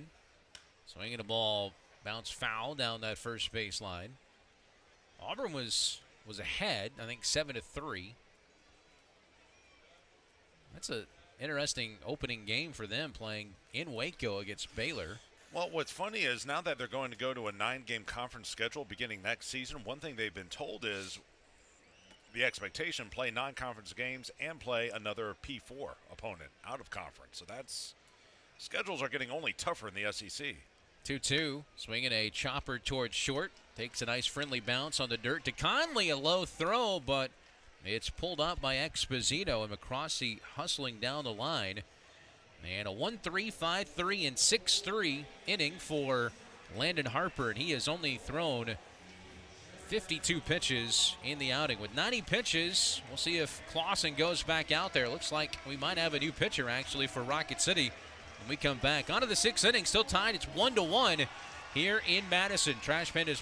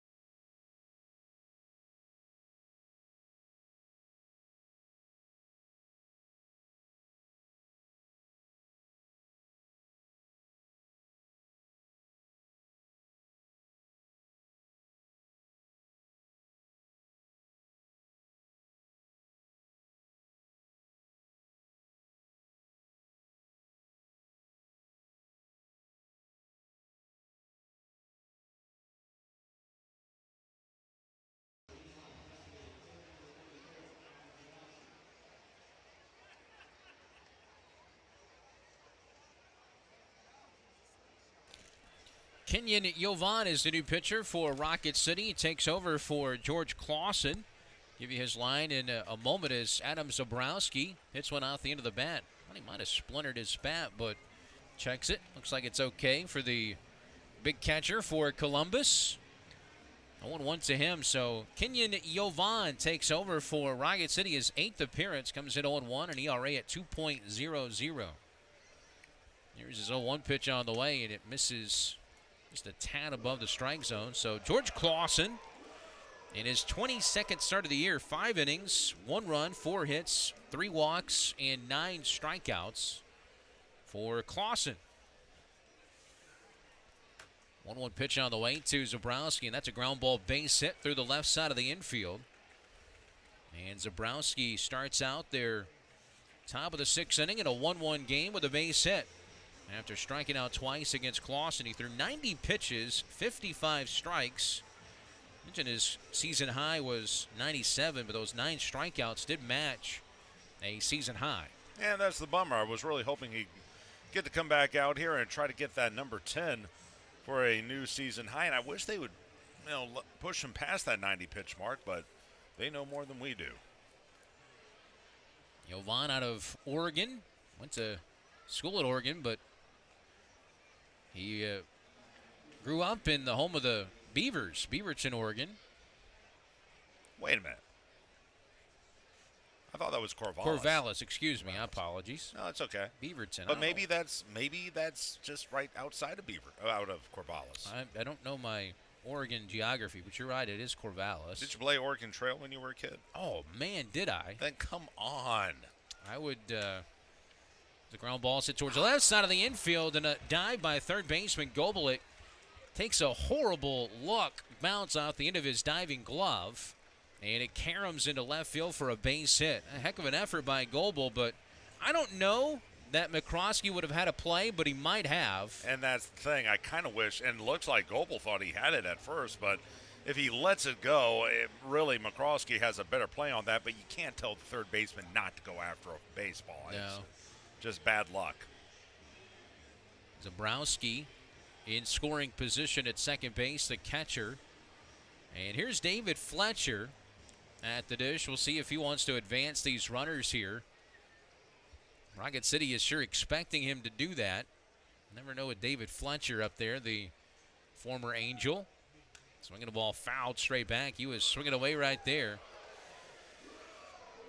We've talked about David, but from 2018 to 2023, he was with the Halos, played in 539 games for the LA Angels. Most of those right alongside Shohei Ohtani. And Mike Trout, the 0-1 pitch, slapped out of play foul. He was the American League Player of the Week, by the way. Look at where that pitch was. That's up around the eyes, and he still put great wood on the ball. Not many people can do that. I just never seen a pitch that high and someone able to get around on it. Unique player is Fletcher. 0-2 pitch down and away. He lays off of it that time. But he was an American League Player of the Week in July of 2021. Remember, he was like 11 for 16 that week against the Twins and the Blue Jays. 1-2 pitch due now from Kenyon Jovan with 2 on base here and nobody out. Swing and a line shot to the gap in left center field. That's going to get down and that's going to roll. That may score 2. It's going to go all the way to the wall. 1 run's in. That's Zabrowski. And coming around third and scoring is Exposito on a 2-run double by the former Angel, David Fletcher. As he put good wood on that one, as he smoked it to the gap out there in left center field. Still nobody out. I don't know how much time he has left in his playing career, Fletcher, but one thing for sure, if you're going to face a former major leaguer like him, you cannot throw a cutter at 90 right down the heart of the plate and not expect to get punished. That's exactly what happened. By the way, good call by the Clingstones not to bunt. You got a veteran hitter up there who knows how to handle the bat. You got a guy that has all that experience. Give him a chance. He's getting a chance to play, 4 or 5 out of 6 days, whereas last year he was playing 2 or 3 days a week max, plus pitching and throwing that knuckleball.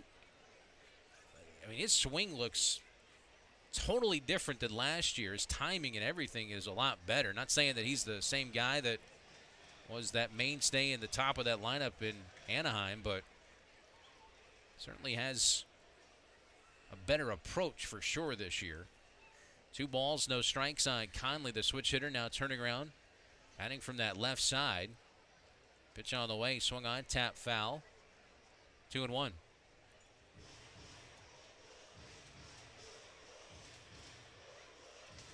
I did ask David officially if he's done pitching, and he said yeah.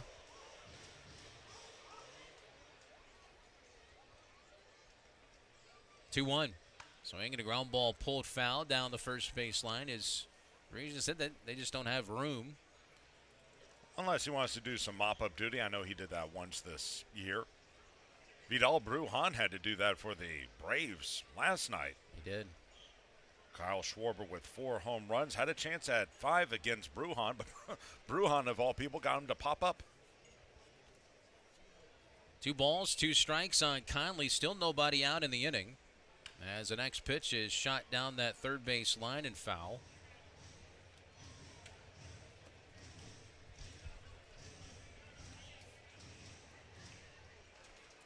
Shout out to our boy Tony Martino, by the way. What did Tony do? With Other shouting than out Mike Schmidt. Father of Bo. Pitch fouled straight back. 2 balls, 2 strikes. You know who I thought you were talking about? Our Director of Human Resources. Oh, well, he's a good dude. Whose name is Tony Martino. Good point. Who'd have thunk it?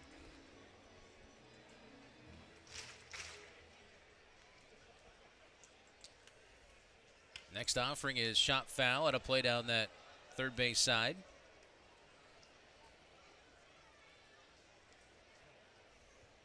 Excuse me, Joe Martino. I say Tony. That may be why I thought Joe. Apologies, Joe. I thought you were just kissing up to HR. No, that's what threw me off. 2 balls and 2 strikes on Conley. 2-2. That pitch just missed out the outside corner. Threw a curveball that time. And he's gone full now on Conley. First base is unoccupied. It's now a 3-1 ball game after the 2-run double by Fletcher. To the gap in left center field. They've scored 3 unanswered runs now. Yovan Deals. Swing and a ball hit well out towards deep center field, but going back is Mershon. He'll make the catch. Tagging at second. Going to third, Fletcher. The throw is not in time. Pop up feet first slide that time by Fletcher. And he just got there. That'll put a runner at third base with 1 out. That was a big advancement there for Fletcher. Good look here as you see Mershon gets behind the baseball. And you watch, he didn't go head first. Guy who's been in the big leagues, he's seen a lot of baseball, and he goes feet first. So it's a productive out. Infield comes in now for Shockley, the catcher, and he bounces that first pitch. Not just that, but he got a good read on Mershon as well, who has spent most of his recent years as an infielder. Not to say he can't throw someone out from the outfield, but you're willing to roll the dice in a situation like that, going against Mershon and trying to move up a base. 1 ball, no strikes on Shockley. Yovan Deals and a check swing that time. They'll appeal down to first, but no swing on that slider. That was downstairs. So the inning starts with a base hit from Zabrowski, base hit by Exposito, then that 2-run double from Fletcher, and now fly out by Conley. And the catcher, Shockley, is here, and now that pitch is a ball, and it's 3-0. He's fallen behind.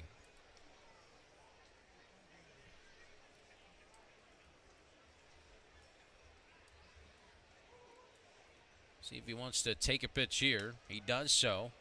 And it's just off the outside corner for ball 4. So that's a walk to put runners at the corners for the 9th place batter, Ambioris Taveras. And before he steps up, let's pause 10 seconds for station ID. This is Trash Pandas Baseball on the Trash Pandas Broadcast Network in Bally Live.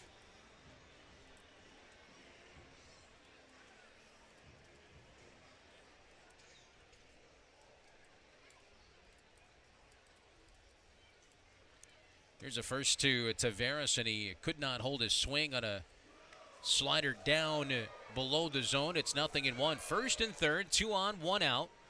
As we play in the top of the 6th inning, it's now 3-1 Columbus after the 2-run double from former Angel David Fletcher.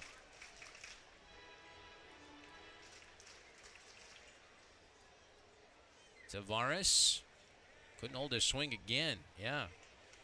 Throws him that slider for the 2nd consecutive time. That one was outside, but couldn't hold the swing. Now you go on slider. Do you go back to the slider, or do you try and... I'd go slider. You got a young guy at the plate. I say elevate a fastball. 0-2. Slider down and away, and a great pick in the box by Emerson. And that now was way outside. And now that you missed one, go ahead and I agree with you now. Go ahead and elevate the fastball, see if you can throw him off. Threw that slider a little bit harder at 87. Infield drawn in. The 1-2. Slider, swing and a miss. All right, we'll call that the curveball. So he gets the strikeout nonetheless. Big out number 2. That's what he needed. And again, you got a young guy at the plate. This is only his second Double-A game, and you could just see from the word get-go, he had no shot against Jovan, who, when he pitches and gets the ball over, he's got some really wicked stuff. And that time he broke off a couple of nasty pitches against Tavares. So 2 down now. And certainly you're not out of this inning now with Patrick Clohisi, although he does get a swing and miss on that good slider. And it's 0-1. Shocker, he went after the first pitch. The aggressive Patrick Clohisi picked up his 72nd stolen base of the year as he's now down in the count 0-2. That was a fastball at 92. Here's the deal. We kid around about him being so aggressive. You know that's going to get exploited, though, at some point, especially as he continues to climb through the system. You know, guys aggressive. They're looking to swing at that first pitch. Got that first pitch out of the zone, the 0-2. Lays off of a curveball that was right at the top corner of the zone, but called a ball. Let's see the frame job here. That's a strike. Yep. Maybe Davion Fry thought it was a tad high, but it was right there on the corner. 1-2 pitch on the way from Jovan. Pitch swung on, loop foul. Runner at first base was off on the pitch. Shockley. He'll have to head back to first base. A little surprising that they would start Shockley. But he's back at first base now. If that's the case, I almost would want to pitch out here. See if maybe they roll the dice again and get him in a rundown. 1-2 offering. Swing and a hot shot grounder, but right to the shifted over shortstop McCroskey. He'll run it to the bag at second for the force play. And that time the shift saves Jovan in Rocket City.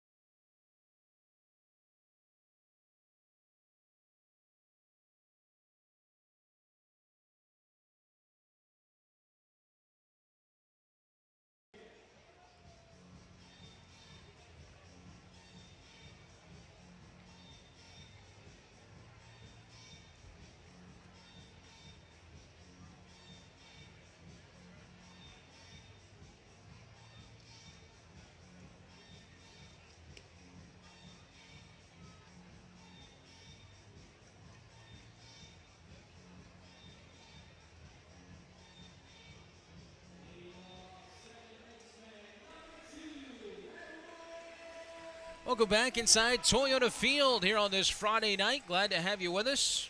Chris Harris with you alongside Josh Carey. And Jeffrey Scarborough back at our studios producing tonight's ball game. Errol Vera leads things off for Rocket City. against Landon Harper, who's been Mr. Efficient on the mound here tonight for Columbus. Vera takes a ball inside. It's 1-0. Harper's only thrown 56 pitches here in the 6th inning. 1-0. Is sailing outside for a ball. He throws that slider. Came out away from that perfect game back earlier this year against us on August the 7th. Faced the first 20 batters and retired them all. There's a strike on 2-0 to Errol Vera. For Rocket City, it's going to be their 9-1-2 hitters. Vera followed by Mershon and Goebel. Here's a 2-1 now. Swinging a tapper foul. Stays alive. There's fireworks tonight after the ball game. We'll have fireworks after the game tomorrow. Presented by Boeing. 2 straight nights with fireworks. Josh has got his fuse ready for tonight. Yeah. 2 balls, 2 strikes. The pitch. Swing and a high fly ball out towards center field. He got underneath it. Cody Milligan settles underneath it. Watches it come down out of that North Alabama night sky. And 1 away now for David Mershon. If you don't mind me stepping away from baseball for just a moment, Chris. Why not? As we overlap with baseball and football and all the talk along that, I want to give a shout out to Lyndon Blake, who is one of our, she's a sports reporter down in Birmingham. He was up here in Huntsville for several years. Well, I just came across a tweet she sent out. Mershon takes the first pitch high for ball 1. I did not even know this, but apparently Vanderbilt just resurrected its women's volleyball program. And in an era where, you know, there's a talk about programs being cut, volleyball has returned to that school. But they didn't just do it at the Memorial Gymnasium where they played the basketball games. They did it out on Wyatt Lawn, which is one of the big lawns on the Vanderbilt campus. It's outdoors, and she just snapped a picture of it or a video of it, and it's remarkable. Really an interesting setup that they have there in Nashville tonight. 1-1 pitch is a strike. You got me curious. They are playing crosstown rival Belmont. Huh. Look at that. That's really neat. Yeah, I'm going to give her a little plug here. If you want to go to at LYNDENBLAKE, you'll be able to see that video, but it's just an interesting picture. And congratulations to Vandy for getting that program back up. 1-2 the count on Mershon. Harper's pitch. Tapper foul. You ever called that before? Volleyball, yes, a couple of times. It's hard. It's hard, especially when you don't really know what you're talking about. Have you? I have. You just remember the names. I did a couple for Alabama and a few for North Alabama as well. Tapper back up the middle. Fielded by Conley. Fires to first and not in time. Mershon beats out the throw and a heck of an effort by Cal Conley at short. But Mershon just beat it out. Look how quickly he gets the ball out of his glove. Whoop. The fact that he made that as close as he did is remarkable enough. Mershon just a little too swift down the line. That was a submarine type throw to first base by Conley. Mershon beats it out. His first hit of the game. He's now 1 for 3. Here's Ben Goebel now as he swings and misses on that first pitch from Harper. A lot of teams have gone, of course, to some beach volleyball now. Yes, they have. In several fact, schools. UT Chattanooga. Yeah. Right up the road from here. No balls and a strike on Goebel. Swinging a tapper foul down that third base line. Goebel 0 for 2 so far against Harper. He's had his number, a couple of strikeouts. Harper struck out 4. He's yet to walk a batter. His only blemish, that one-out solo homer by Corey Holland in the second. 3-1 Columbus on top as we play here in the 6th inning.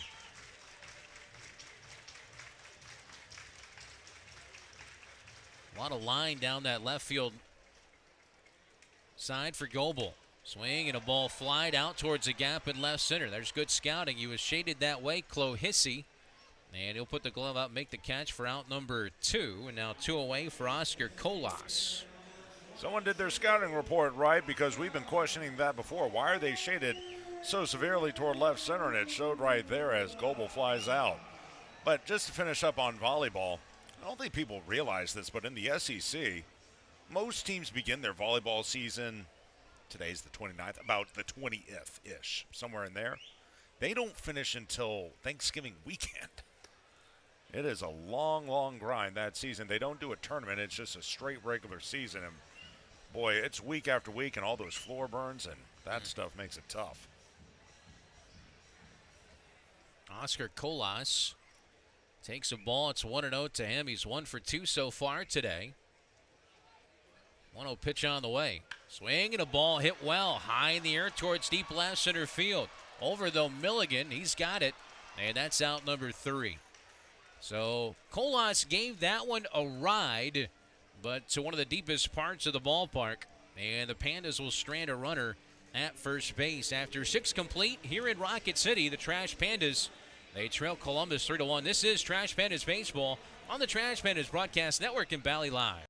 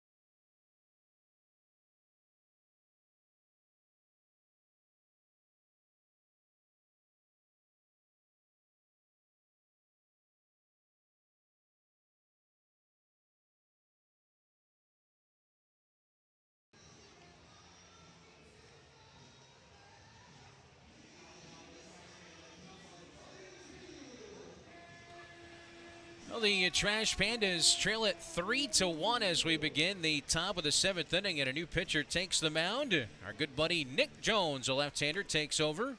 This will be the 3rd pitcher used tonight for Rocket City, and he delivers a first pitch strike to Cody Milligan. By the way, just quickly, it's now tied up at 24, Tarleton State and Army. 3 minutes to go in the game there. Jones next is again swung on and missed, and it's quickly 0-2. Jones making his 28th appearance for the Trash Pandas this year. 26-year-old from Johns Creek, Georgia. Comes in 1-3, an ERA of 6.46.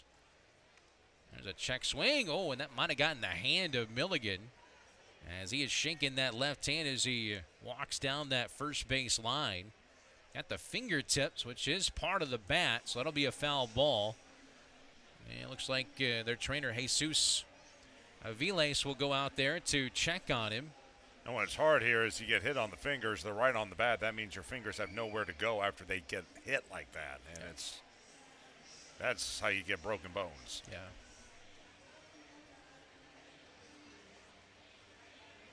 Cody Gabella, their manager, walking down to check on him as well. Finishing up on Jones. 28th appearance. Yeah, the ERA is high, but just had a couple of bad outings. That one on the 17th against Knoxville. He ended up being saddled for 6 earned runs on 8 hits. That really pushed that ERA up a bit.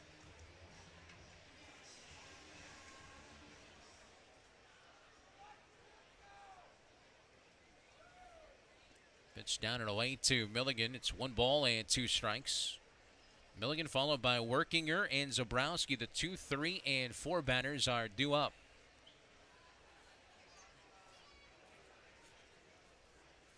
Milligan so far today is 0 for 2 with a walk. The 1-2 from Nick. Swing and a miss. Elevated the fastball that time. And he picks up the strikeout. It was just me. Does it seem like he's got more of a three-quarter delivery, or is that same Nick Jones? If he has changed anything, it's ever so slight. But remember, he's been battling injuries the last couple of seasons and has had a rough go this year trying to finish strong. First pitch is a little bit low, a ball to Workinger, who's 1 for 3 so far today. He's a fastball slider guy, but now in his fourth season with Rocket City really wants to take that next step. 1-0. There's a swing and a miss. Very good movement on that slider that time. But 5 inches of vertical break on a slider. That's not too shabby. 1-1 pitch. And that one just sails off the outside corner. He's allowed 11 earned runs over his last 8 innings on 13 hits, so he really needs to put up some good numbers here over the final couple weeks of the season. Well, there's a strike there, and it's even now. 2 balls, 2 strikes. There was one game in the league postponed due to rain. That was down in Montgomery. This is postponed due to unplayable field conditions. This ball's hit well deep towards center field. Playing in the gap was Mershon. A long way to go. He's at the track, and he's at the wall. It bounces at the wall, and he falls out there on the track. Digging around second base is Workinger. Ball gets away out there at short, the relay, and he ends up at third base with a triple. As Workinger smokes one to the deepest part of the yard, stays in the ballpark. And Mershon lost where it was, and it caromed off the wall, and Mershon smacked the wall as well. You can see he took his eye off the ball as he wanted to brace himself for impact. And again, that's a guy who has played some center field, but not every day. It's still a bit of an unfamiliar ground to him, and that time it cost the Trash Pandas. So the infield comes in again. That first pitch is downstairs to Zabrowski. Zabrowski hits well against left-handed pitchers. That's the first triple on the season for Workinger. There's a swing and a miss by Zabrowski. It's even now, a ball and a strike. Perhaps a little surprising, too. He runs well, but that time he not only hit it hard and deep, but he got some help as the ball bounced away from Mershon. Next from Jones, a swing and a miss. Powers that fastball by him at 90 miles an hour. Against lefties, Zabrowski's hitting .284 with 4 home runs, .217 against right-handers. Hasn't been able to get the lefty so far. Pitch fouled straight back, excuse me. He's hitting .196 against righties, .284 against lefties. Overall, he's hitting .217. Got a piece of that one, stays alive, 1-2. I think it also got a piece of the home plate umpire, Davion Fry. His mask came off. They've already had one injury among the rotation of blue here this week after their umpire from a couple nights ago took one to the mask. Trevor Patience. That's right. 1-2 pitch. It's down and in for a ball. He was sitting up here in the press box yesterday on concussion protocol, flew out to Phoenix. Batman looks like he's been hanging out with Jose Canseco. 2-2 pitch, swing and a miss, strike 3. A big strikeout there from Nick Jones. So that triple sandwiched between now 2 strikeouts. And some good movement on it. That slider at 78. So Zabrowski goes down on strikes, and here's E.J. Exposito, who's had our number tonight. He's homered, he's singled, he's scored twice. First pitch to him is hit out towards shallow left field. That ball dropping quickly, and that's going to be a base hit. Calabrese plays it on a bounce. Coming in to score from third base is Workinger, and it's now 4-1 in favor of Columbus. E.J. Exposito, his third hit of the ball game. He was hitting .199 entering play on Tuesday. So far for the series, he is now 8 of 13. And he's now driven in 4 runs for the series as well to go along with a home run. There's always a guy like that who seems to be struggling when they face the Trash Pandas, that they'll just break out of it. And Exposito is that guy this week. Now here's David Fletcher, who's seeing the ball well. He takes a strike. Take it even further, Exposito, if you add in his week last week, he's 15 for his last 27. Pretty good. He had 9 hits last week. 0-1 pitch to Fletcher is just a tad low. Like that might have caught the bottom of the zone. 1 ball, 1 strike. Fletcher had the 2-run double that broke the 1-1 tie in the top of the 6th inning. By the way, 15 of 27, that's a cool 555. Not bad as Fletcher pops up the pitch on the first base side. Foul territory. It'll sail about 6 rows deep. Good crowd tonight. Should be pushing 5,000 or so. Our Huntsville Havoc night. Great partners. You know, a lot of times you see a couple of teams in the same city, but it's a great relationship between the Trash Pandas and the Havoc.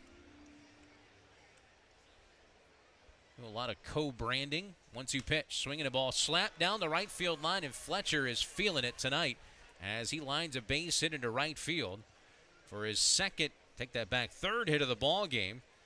And he's on at first base. This is what he did for the Angels for 5 seasons. Didn't hit the ball hard every time, but he found holes.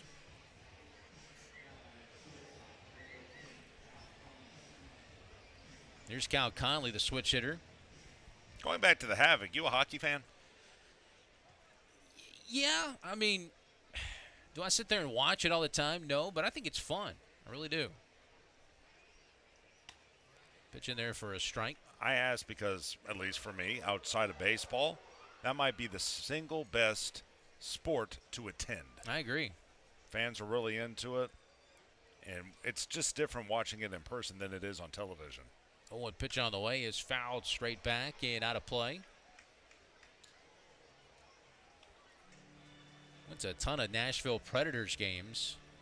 A lot of Predator fans down here, and there's been rumors of perhaps the NHL expanding back to Atlanta one day. Which, if they did that, that would be attempt number 3 in that market. 0-2 pitch. It's downstairs. Snap throw down to first by Emerson. Oh man, I thought he got him. Fletcher just got the hand in. Here comes Andy Shatsley to talk it over with Jack Wasson. Sure looked like he got him.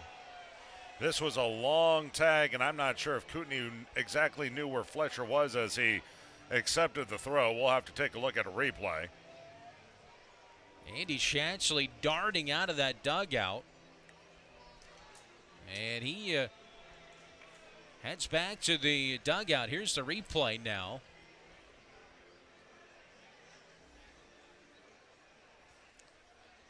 Yeah, I think he got the hand around. Same here. The tag also looked to be a little high. 1-2 pitch, swinging the ball fouled straight back by Conley. But how many times have we seen Miles Emerson do that during the season? Hey, my guy on the hill is struggling. Let me see if I can get him a free out. Just a tremendous arm behind home plate. Miles is so good. That was from his knees. I mean, that was, you couldn't have pinpointed that any better.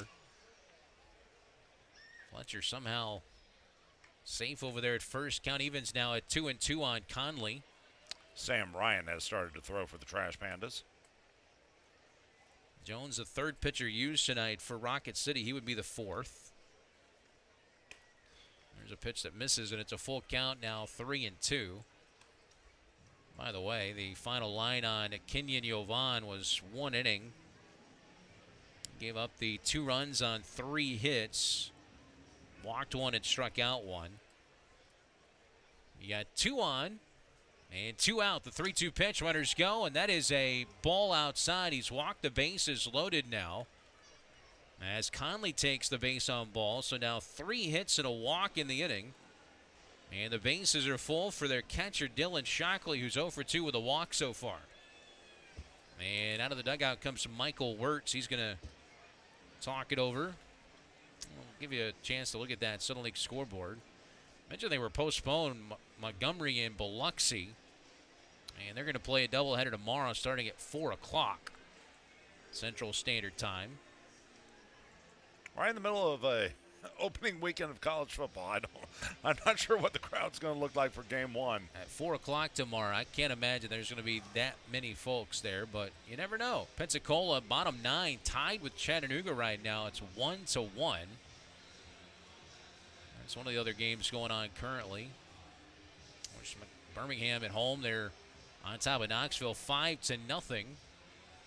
What's their magic number, the Barons? I believe it's 7. Look at Sam Ryan warming up. By the way, going back to Exposito, you talked about what he's done the last 2 weeks. Pitched by Jones inside, nearly hit. Shockley backs out of the way of it. So back on the 19th, which was 2 Tuesdays ago, he went 0 for 4 in a Columbus loss against Pensacola. His average was down to 163. Now it's well above 200, into the 220s. Ball outside now, 2 balls and no strikes on Shockley. Nowhere to put him, bases loaded. It's now a 4-1 ball game, so this one you don't want to slip away here. Jones delivers, and there's a strike. In their notes they had, today makes his 6th consecutive multi-hit game.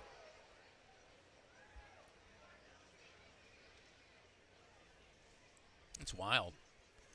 It's amazing what 2 weeks can do for a season. Actually, in total, if you take out during that streak, as a 2-1 pitch is inside, 3-1. Exposito is now, we had 3 hits tonight, so 15 for 23.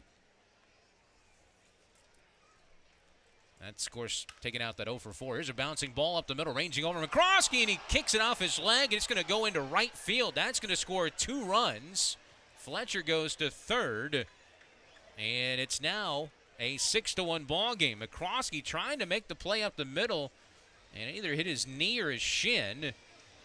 As I said, Fletcher ends up at third. Fletcher scores alongside Exposito, and Conley stops at third, but now it's 6-1. Yeah, you got to hit them where they ain't sometimes, and you can see Mac, one of the more reliable defenders. I'll tell you what, if he fields it cleanly, I'm not so sure he doesn't have a play at second. We'll wait to see how they score, but that's going to do it for Nick Jones. Didn't get the exit velo on that ball up the middle. It certainly was not an easy play for McCroskey, as Andy Shatsley going to make the pitching change here. So Ryan will be coming in. Jones will exit. And this game is now a 5-run contest. Take a break. Tell you more about Sam when we come back.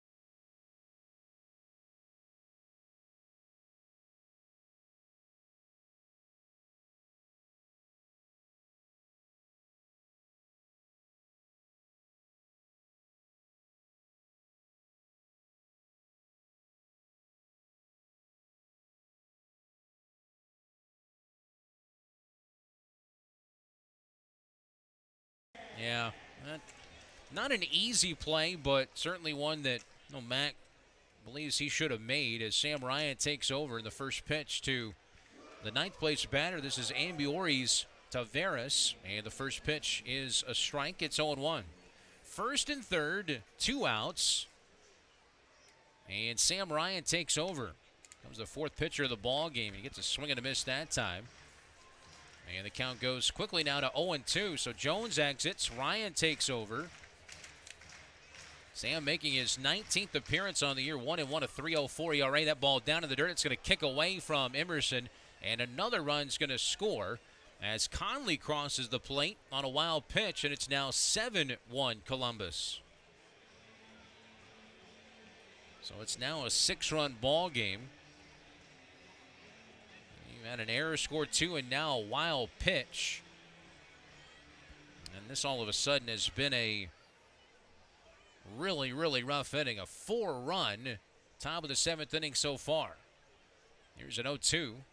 That one bounces in the dirt, and that's going to get past Emerson as well. So over to third base will go Shockley on the second wild pitch. Really a shame. This was a good ball game all the way up until the top half of this inning. Even with the Clingstones getting 2 in the 6th inning, it was still a crisp ball game, well played, competitive for each team. Now it's turned into a one-sided affair.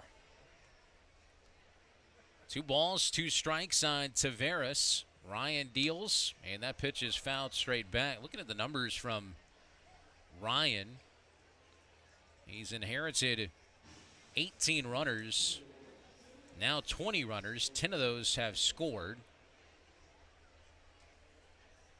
Pitch on the way is swung on, tap foul, back to the backstop netting. Ryan from Clifton, Virginia. Played at Virginia Commonwealth. Last 5 ball games. He's given up 3 earned runs in 9 1/3 innings. There's a swing and a miss, and that's strike 3. So down on strikes goes Taveras. They'll send 8 to the plate.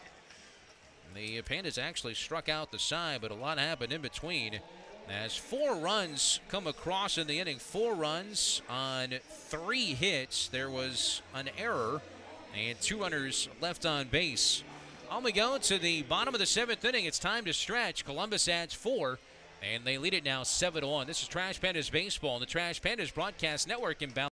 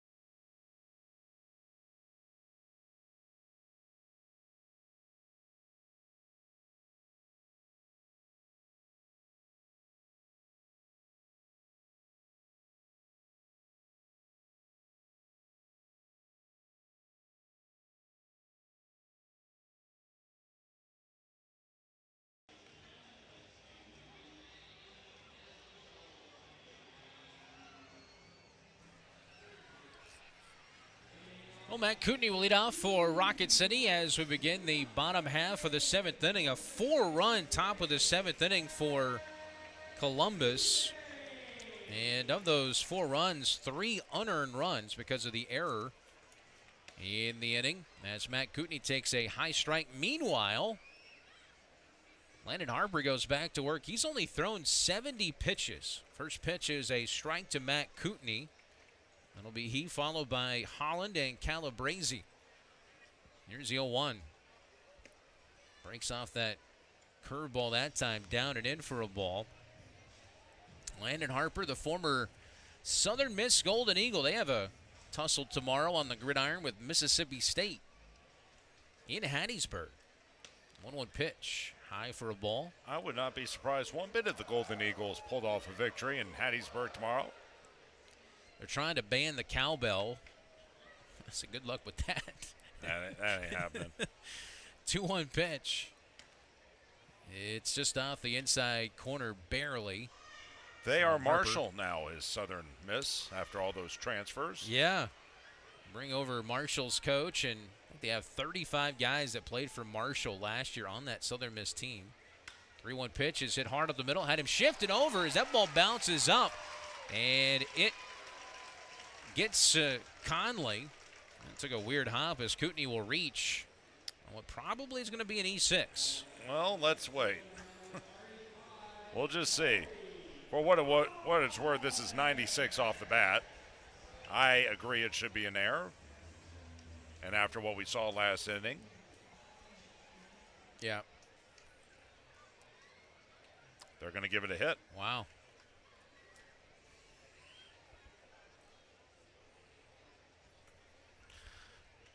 Corey Holland will be the batter as that pitch misses outside for a ball. I have a feeling when you go to drop off box scores, it's going to be interesting down there. Oh, man, I'm just thinking that exact same thing. By the way, for what it's worth, the 4 runs given up by Jones last inning, only 1 is earned. Yeah. Yeah. Even after 15 years, man, I still dread that. 1-0 pitch, fouled away down that right field side. 1 ball, 1 strike. Here's the good news. If that, no matter how miserable that becomes tonight, Yeah. know this, at least you're not the Atlanta Braves. They lose tonight to the Phillies 2-1. Your line scores: Philadelphia 2 runs, 6 hits, no errors. Atlanta 1 run, 12 hits. Oh my gosh. How many One error. How many runners they leave on base? I'll take a look. 1-1 pitch. Slowly a ground ball towards short. Conley goes there for 1. Relay to first is in time. That's a double play. So that erases that base hit. Bang, bang play at first. Holland hustling down the line. And so that is, or excuse me, yeah, Holland hustling down the line. And that double play, the first 2 outs now here in this bottom of the 7th inning. By the way, Atlanta left 10. I'm surprised it wasn't more. Yeah, really. What was their runner in scoring position stat? 2 of 12. Profar 1 of 2. Ozuna 0 of 2. Olsen 0 of 1. Albies 0 of 2. Allen 1 of 1. Harris the second 0 of 2. And Alvarez. Nacho is up there. He was 0 of 2. Nacho Alvarez Jr. 1-0 pitch. Breaking ball, cut on and missed. 1 ball and 1 strike. By the way, the Cadets just missed a 43-yard field goal. Tarleton State takes over with 7 seconds remaining in regulation, tied up at 24. Wow. 1-1 on Calabrese. 0 for 2 so far today. Harper's pitch misses high. Tell you what, man. I've watched Landon Harper for a long time. This kid continues to throw the baseball at an extremely high level. 2-1 pitch. It's a strike. He comes from such a great family, too. Meridian, 24 years old, the right-hander. 2 balls, 2 strikes on Calabrese. Swinging the ball fouled away. Ooh. Oh, man. It almost caught Calabrese on the ricochet off the netting. We have the high netting here that helps protect the fans. The problem is sometimes it's when it ricochets off and the players aren't looking up and the ball can come right back down and smack you on the head. It's like racquetball. Yeah. 2 balls, 2 strikes. Deuces wild on Calabrese. Here comes the 2-2 offering. Breaking ball sails high. It's a full count now, 3-2. Pitch count just at 84 for Harper in the 7th inning. He's allowed just the 1 run on 4 hits. 3-2 payout pitch. Swing and a line drive towards left center field. Dropping quickly, and it bounces in front of Clohissy. Knocks it down. And Calabrese has his first hit of the ball game. That's the 2nd hit of the inning. And here comes Miles Emerson in this 7-1 ball game. Let's see, the pitch high this season for Harper is 89. He's done that twice, so unless they want to push him tonight, this will be his final hitter. or this will at least be his final inning.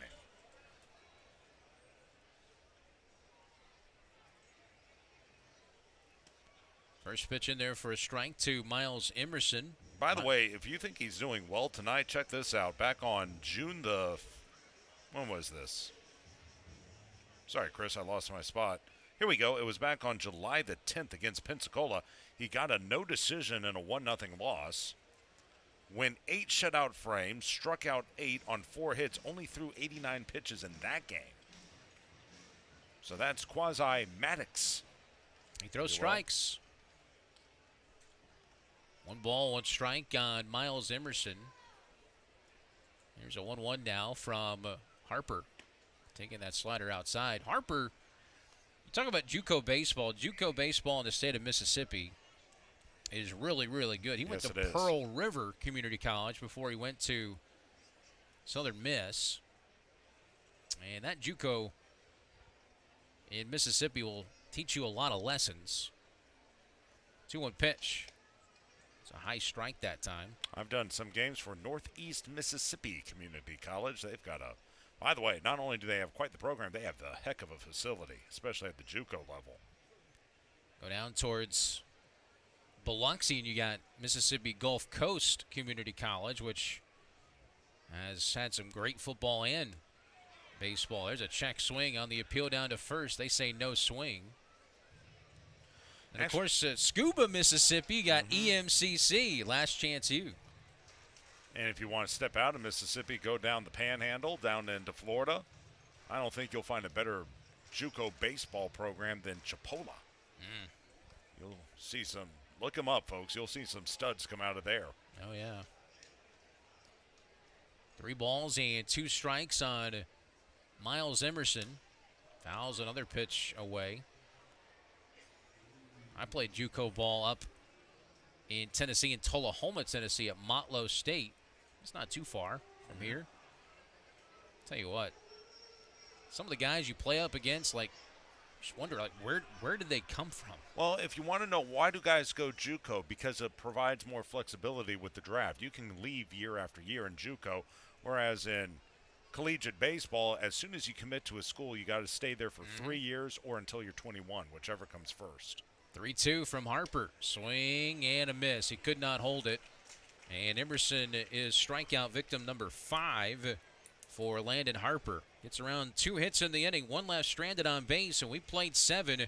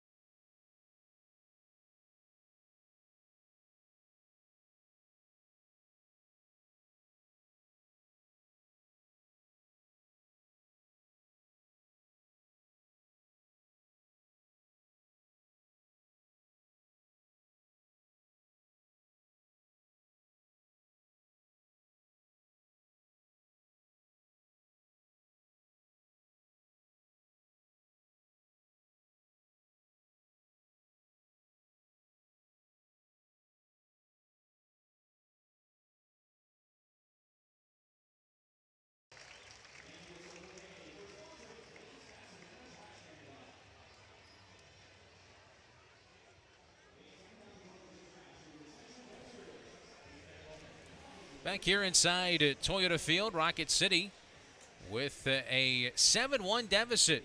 As Sam Ryan will go back to work and to take over the play-by-play and take you home tonight. Here's Josh Carey. Okay, thanks, Chris. As it'll be Clohissy, Milligan, and Workinger, the top of the order, due up for Columbus in the 8th inning as the pitch cut on a miss. 0-1. It was a good ball game. Look, whenever we do a broadcast, we know the Trash Pandas aren't going to win every time, but you do want to see a good contest. It was that way through 6 innings. That 7th, though, got away from the Trash Pandas as the pitch is down and away. 1 ball and 1 strike. A 4-run 7th for the Clingstones. They now lead at 7-1.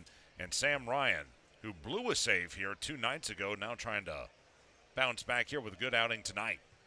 Next pitch will miss high and away. That looked like a changeup. It goes to 2 balls and a strike on Clohizzy, who's 1 of 4. A single, a fielder's choice to short, a strikeout swinging, and a line out to left.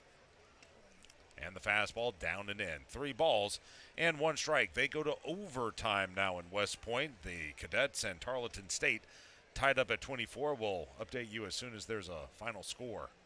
3-1, fastball, a strike. It will go to 3 balls and 2 strikes. And again, you can catch all West Point football games right here on Talk Radio WZZN, as long as it doesn't interfere with Trash Panda Baseball, which has only 2 more weeks to go. The 3-2 is a fastball missing down and in. Ball 4. For those of you out of market, you may wonder why in the world is a radio station in Alabama broadcasting West Point games. It's because there's such a large military presence. A lot of West Point graduates live here in North Alabama. You need to have an outlet for that, as there's 1 on with no one out. And Cody Milligan coming to the plate. That'll be walk number 1 by Ryan, and now the 6th walk of the game for Rocket City pitching. Milligan, 2 strikeouts, both swinging, a walk and a line out to center on a 0 for 3 night, and the first pitch is high and away. 1-0 on the left-handed hitter. Right on left. Next offering. Fastball going to miss high, 2-0. You know, someone has just pulled in, well, or they've started up their car in the gravel lot beyond the center field wall. They've got their lights on. They're just to the left of the batter's eye. Oh, yeah. Pitch cut on a miss, 2-1. Now, it hasn't interfered with play, at least not yet. I remember we had an incident like that, either it was this year or last year, where something similar to that happened, and it took us a couple of minutes to get whoever was out there to turn their lights off. 2-1, a fastball cut through and missed. It's going to even at 2 balls and 2 strikes on Milligan, who tells himself to calm down after that last swing, perhaps a little too aggressive. As it evens at 2 balls and 2 strikes. 7-10-1 for Columbus, 1-5-2 for Rocket City. Here's the set again. 2-2. Fastball called, strike 3. Nipped the lower part of the zone and rung up is Milligan. He doesn't think much of that call, but it was a strike. That'll be strikeout number 2 for Ryan, and that is now the 14th strikeout of the game by Rocket City pitching. I didn't even notice that. So 9 from Clausen. Yeah, 9 from Clausen, 1 from Jovan, 2 from Jones, and now 2 from Ryan. First pitch, there's a strike by Sam to Workinger. 0-1, Ethan Workinger, 2 of 4, a single, a triple, a run scored, a foul out to first, and a rollout to first. Ryan sets and delivers, and the slider down and away. 1 ball and 1 strike. By the way, in that 7th inning for the Clingstones, they got 4 runs, 1 of them earned on 3 hits. Next pitch cut through and missed. The count will go to 1-2. There was 1 error in the inning and 1 man left on base. 1-2 as Ryan will look back in on the right-handed hitter. Next offering. Swung and hit foul at home plate. Going to remain at a ball and 2 strikes. Coming up tomorrow, it'll be Sam Aldeguiri going to the hill for Rocket City. Going to try to bounce back after a difficult showing last Sunday against Birmingham. He'll be opposed by Brett Sears. Should be a pretty good matchup between those two.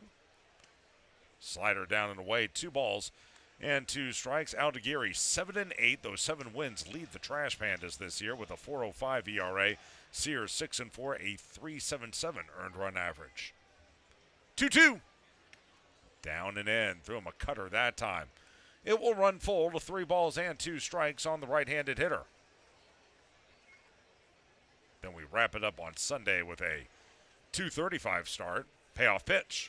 Swung, slapped foul past third. It will remain at 3 balls and 2 strikes. Coming up on Sunday, Mitch Ferris goes back to the bump after a scintillating performance on Tuesday against Columbus. He'll be opposed by right-hander Lucas Braun, who also pitched on Tuesday. Both men pitched well.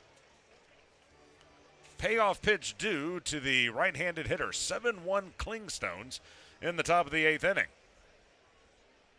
Next offering.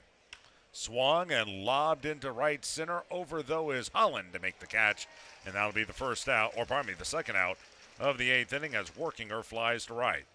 2 away, runner still at first, and here's Adam Zabrowski. Zabrowski is 1 of 4 tonight, a single and a run scored in the 6th. The other 3 times up, he has struck out. By the way, the season high for strikeouts in a single game this season for Rocket City is 17, as the fastball is high and away, 1-0. We thought they were going to match that mark not too long ago in another ball game, but ended with 16. Next pitch. Fastball, that misses. Ooh, that was actually a strike. That was a sinker that clipped the outside corner. But Davion Fry said it was off the plate. It goes to 2-0. Actually, it was Tuesday's game. Ferris 13 Ks, Jovan with 3 more. They had 16 that evening. Fastball high and in, 3 balls and no strikes. So plenty of strikeouts to go around this week by Rocket City pitching. Ryan, 3-0. There's a strike as he fired it right down Broadway. It will go to 3-1. Short lead at first by Clohissy, and the pitch hit hard and past McCroskey into left field. We'll wait to see how they score it, as going first to second is Clohissy. That one 106 off the bat. For up to me, it would be a hit, but we'll wait for official word as E.J. Exposito will stand in. 3 of 4, a homer, 2 singles, 3 runs scored, 2 RBI, and a strikeout swinging. And they will score that a hit. So 2 on with 2 out. Here's Exposito, who again has been white hot over the last 2 weeks. 15 of his last 27 as he takes the slider down and away. It will go to 1-0. They go to double overtime now in West Point, still knotted up at 27. When do they go to the 2-point conversion? Isn't that starting overtime number 3? I think so. Fastball, there's a strike, 1-1, which is, by the way, the single worst way to end overtime. That Georgia Tech game from last Thanksgiving. And it's not just because I'm a Georgia Tech fan either. Roman Fansalker has begun to throw with the Trash Pandas. 1-1. There's a fastball for a strike, 1-2, and a chance for Ryan to wrap up the top of the 8th. I need to go to what the NFL does. Ryan will look to wrap up the frame. 1-2. Fastball lifted foul off to the right as Cooney gives chase. It stays at 1-2. I forget, that's 10 minutes. You play straight up, and 15. It's like a 15-minute quarter. it is 15, and if you get a touchdown on the first drive or a safety, the game's over. Yeah. Yep. Get a field goal, the other team gets possession. Yeah. I mean, I get it. It takes a lot of extra energy to do that, but college whippersnappers. 1-2 misses outside. Cutter. It will even at 2-2. Well, if it's about player safety, why do we keep making the season longer?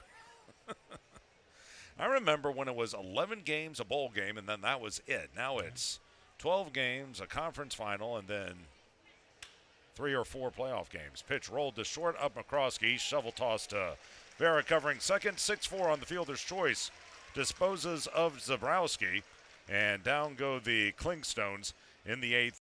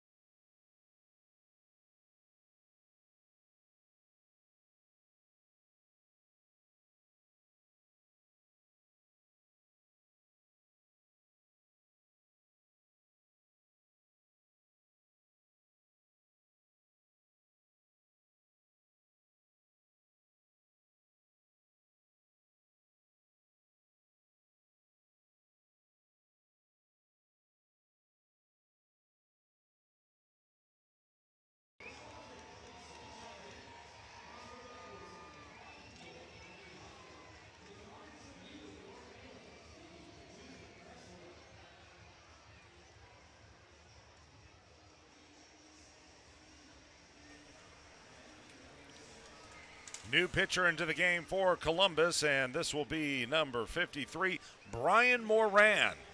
Boy, too bad he couldn't pitch last night. I'll explain in just a moment. He'll take over for Landon Harper, who pitched a beauty. 7 innings, 5 hits, a run was earned, no walks, and 5 strikeouts. He stands to win this game as the first pitch is a strike to Mac McCroskey. It will go to 0-1. McCroskey, Vera, and Mershon all do up the 8, 9, and 1 hitters for the Trash Pandas. 0-1 by the side armor.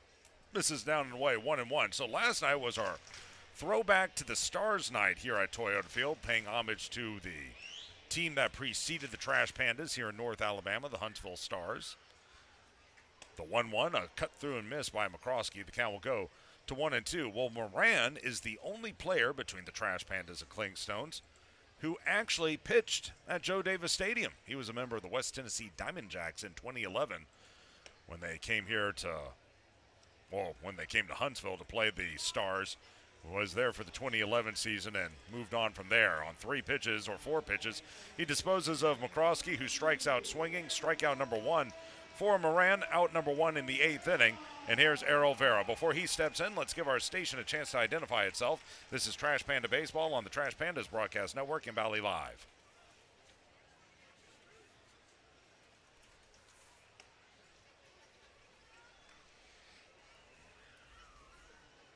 First pitch is a slider outside to Vera. It's 1-0. Errol 0 of 2, a strikeout looking and a fly out to center. High setup by Moran. Next pitch. Fastball lined into left field for a base hit. Errol Vera with his first hit of the game, his second of the series, hit number 6 now for the Trash Pandas. And 1 on with 1 out. We go back to the top of the order. And David Mershon as we look at it again.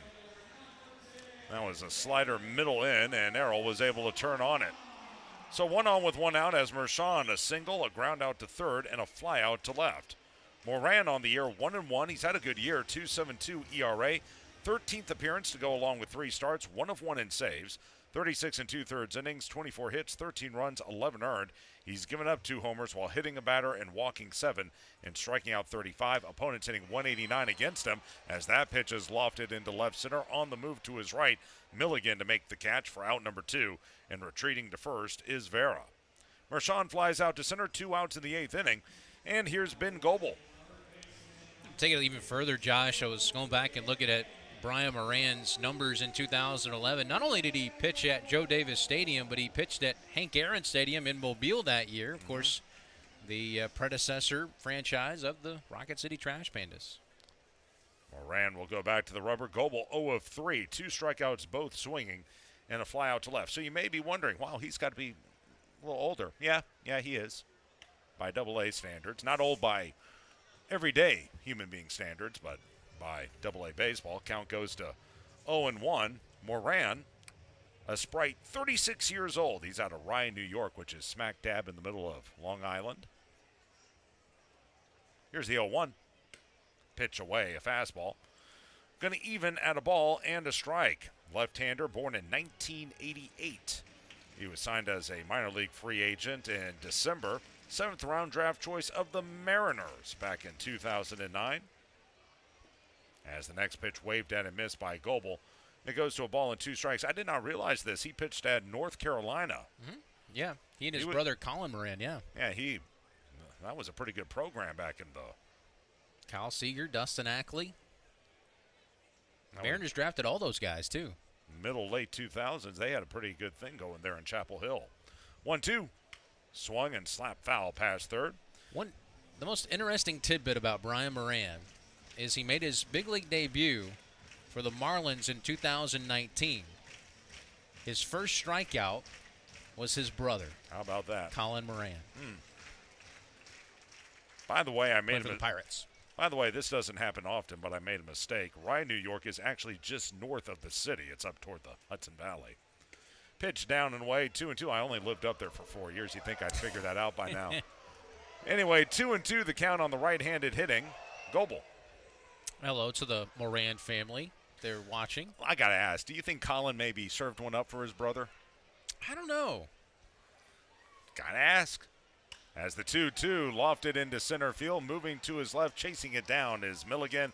Flying out to center is Goebel, and down go the Trash Pandas in the 8th inning. No runs, 1 hit, no errors, and 1 left. At the end of 8, 7.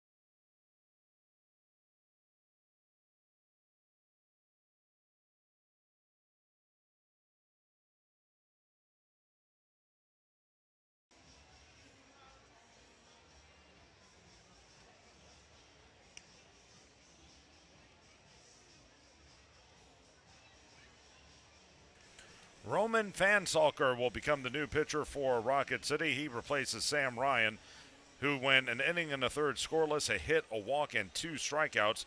Fansalker becomes the 5th pitcher of the ball game for the Trash Pandas, and he'll face the 6, 7, and 8 hitters for Columbus. Fletcher, Conley, and Shockley all due up, as again Columbus leading it by the score of 7-1. And the first pitch by Fansalker is going to be shot foul off to the right.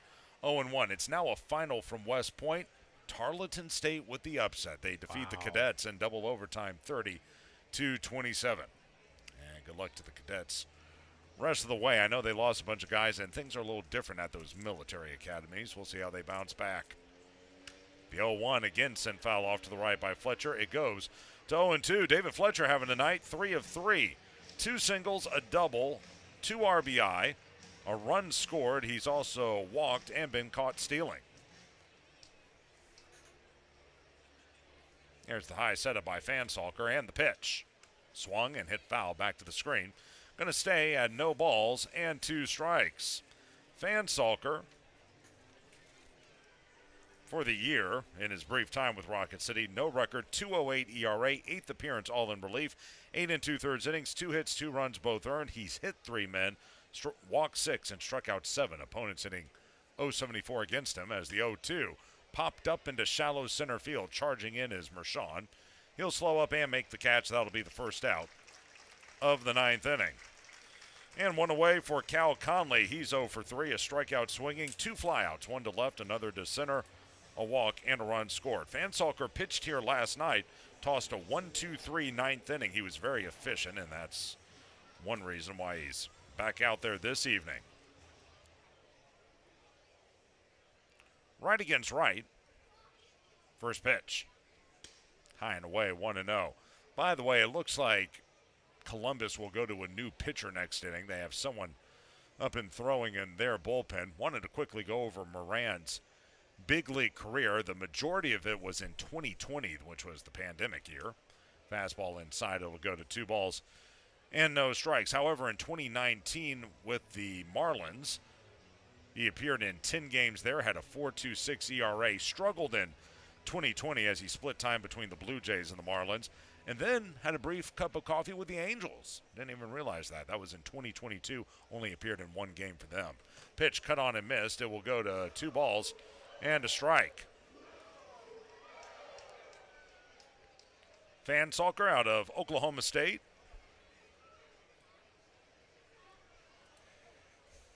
Off the line at third is Goebel.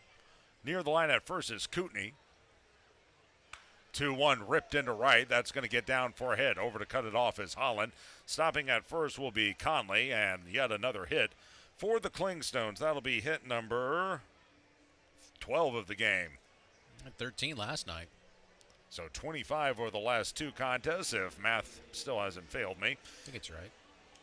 1 on with 1 out for Dylan Shockley, who's 0 of 3 this evening. 2 strikeouts, both swinging, a walk and a wink-wink 2-run error to short. He'll step in righty on righty, and the first pitch is fouled straight back. It's at 0-1.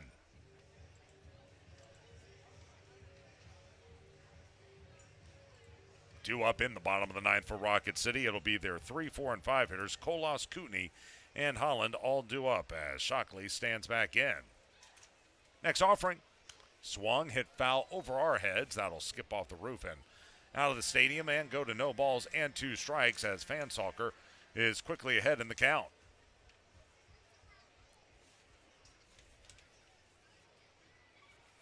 The right-handed hitter will step back in. Shockley, a Rule 5 draftee from Pittsburgh, has a throw over to first. And back in with a head-first dive is Conley. He was drafted out of Rio Grande College, same stomping grounds as Brady Chobin. Fastball foul back to the screen. It will stay. And no balls and 2 strikes. That is an NAIA school that has produced some serious talent. Brady, haven't really heard from him since he got promoted. Let's see. The high setup by Fansalker. 0-2. Called strike 3. That was a curveball that time. Haven't seen too many of those from Fansalker, but he broke it off. Shockley caught looking. Strikeout number 1 for Fansalker. Out number 2 in the 9th inning. Runner at first for Ambioris Tavares. As we look at the strikeout again. And that's strikeout number 15 for Rocket City pitching. Tavares, 3 strikeouts, all swinging, a walk and a stolen base. Since his promotion,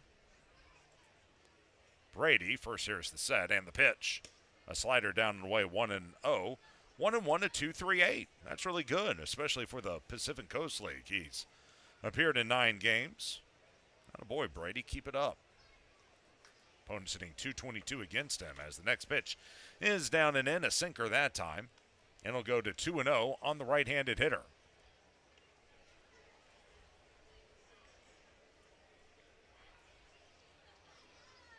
Holding the runner at first is Kootenai. And the 2-0.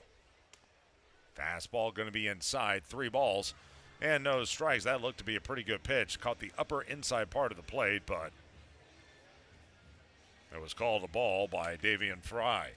By the way, we have an attendance for you, 3,918, the paid attendance. 3-0. There's a strike. Threw him a sinker on the inside corner. That one was actually off the plate, but they rung him up. So it'll go to 3-1.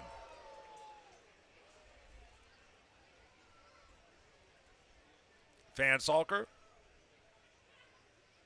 Sidestep delivery, and that misses inside, ball 4. So Fansalker will walk Tavares. That is going to be the 7th walk of the game by Rocket City pitching. First one by Fansalker. 2 men on with 2 men out. Back to the top of the order, and Patrick Clohizzi as Conley will move first to second. We'll go ahead and get you an update on the Southern League scoreboard.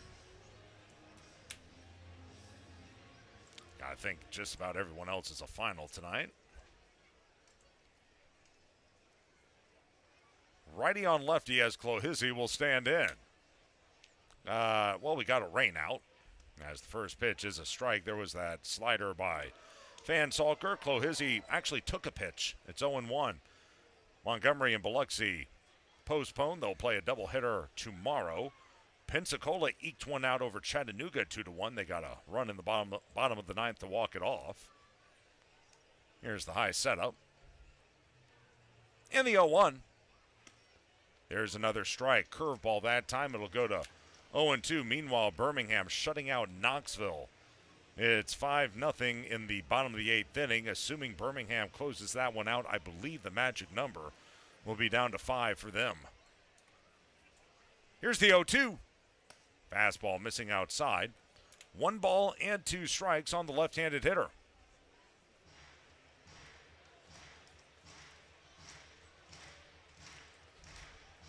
Playing almost directly behind the bag at second is the shortstop, McCroskey. 1-2. Swing and a miss. Strike 3. Threw him a curveball. Full was Clohissy, and that'll be strikeout number 16 for Rocket City pitching. Second strikeout for Fansalker. Second time.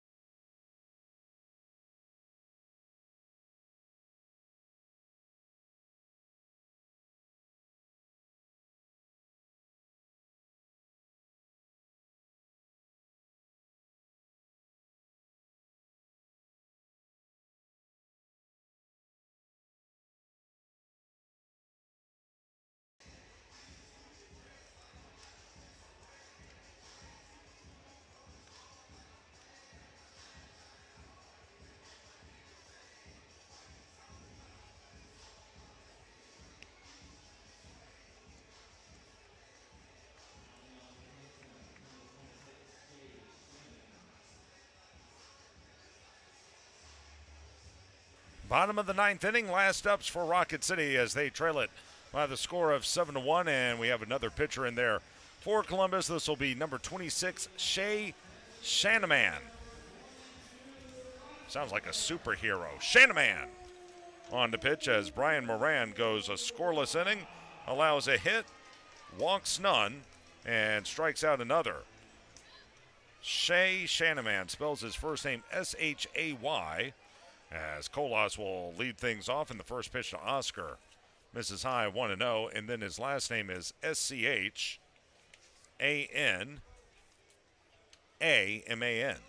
Shanaman. The kick and delivery, hit foul off to the left by Colas, and it will go to a ball and a strike. Oscar tonight, 1 of 3, a single, a fly out to center, and a rollout to first. Colas, Kootenai, and Holland, the 3, 4, and 5 hitters due up for the Trash Pandas in the bottom of the ninth inning as they trail it 7-1. The 1-1 hit foul straight back to the screen. It will go to a ball and 2 strikes.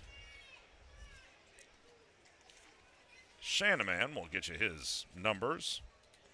3-1, 6.04 ERA, 22nd appearance all in relief, 0 of 1 in saves, 25 in the third innings, 27 hits, 18 runs, 17 earned.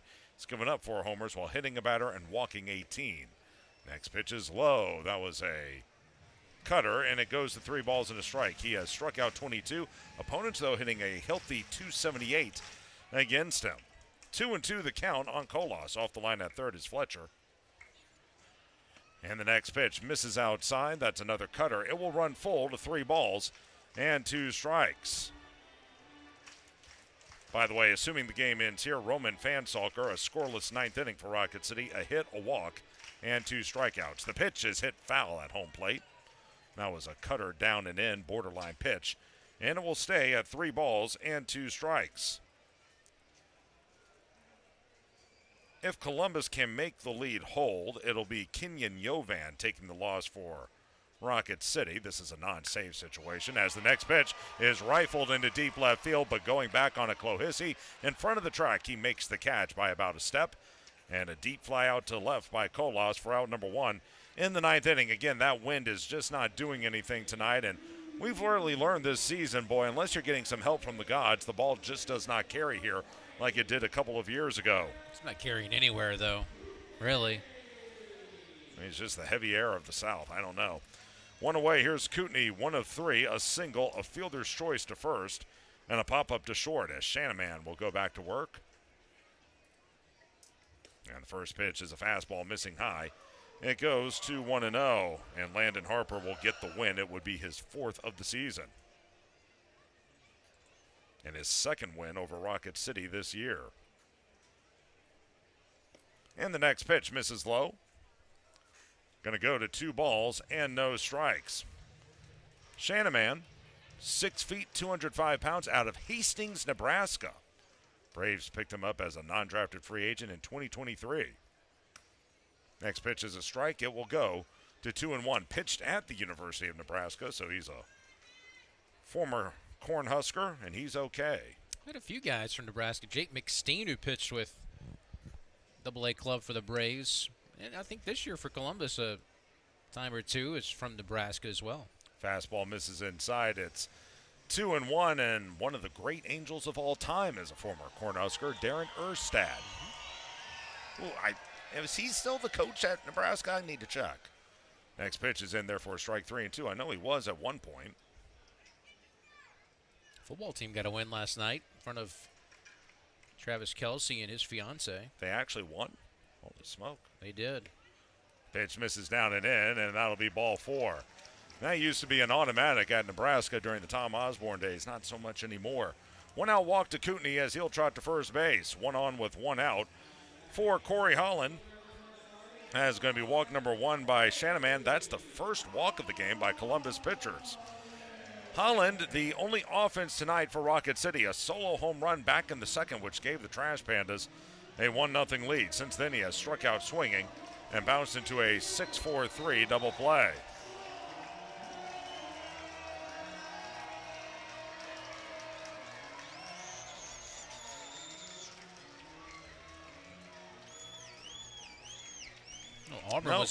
Auburn was ahead in their ball game over Baylor by 7 at halftime. By the way, his coaching career at Nebraska, Erstad, ended in 2019.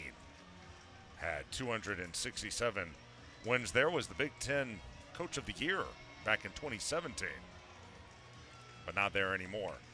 So 1 on with 1 out. Here is Holland. Right against right. First pitch to Corey. Fastball, there's a strike. And it's 0-1 on the right-handed hitter.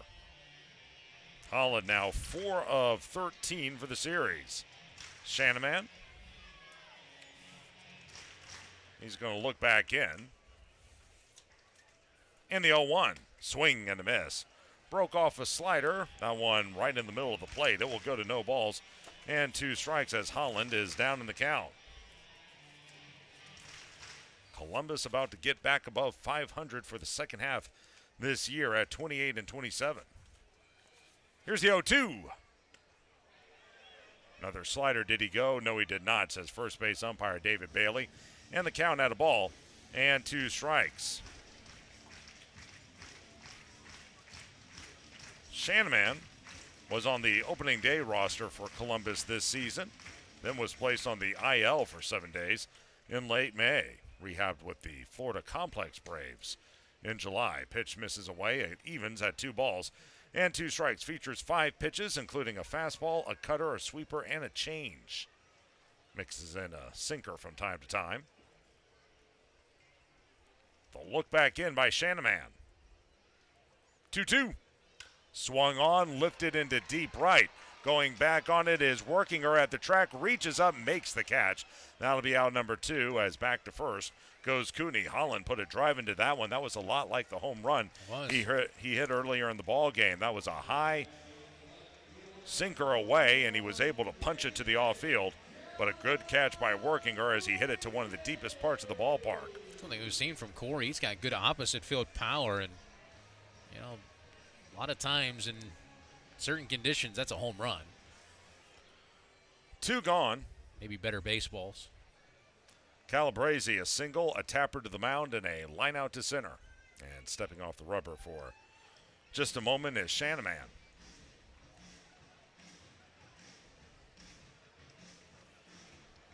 Righty on lefty against David. First pitch to him. Swung on, rolled right side, diving stop by Exposito, fires to the pitcher, covering in time. Great play by E.J. Exposito, who caps off Another wonderful night at the plate with a great play in the field. Diving stop to his right on the backhand, popped to his feet, fed the pitcher Shanaman covering 3-1 on the putout, and the ball game is over as Columbus is going to win this one 7-1 in the ninth inning for Rocket City. No runs, no hits, no errors. They leave a man on base. Shea Shanaman in a non-save situation goes a scoreless ninth inning. No hits, one walk, and no strikeouts. We'll go ahead and total things up here. For Columbus, 7 runs on 12 hits. They commit 1 error, and they leave 12 men on base. For Rocket City, 1 run tonight on only 6 hits. They commit 2 errors, and the Trash Pandas leave 5 on base. Your winning pitcher is Landon Harper. He moves to 4-7 on the season. The starter, 7 innings, 5 hits, a run was earned. No walks, 5 strikeouts. Great night by him. And the loss to Kenyon Yovan in relief for Rocket City. He drops to 0-2, 1 inning, 3 hits, 2 runs, both earned, 1 walk, and a K for him.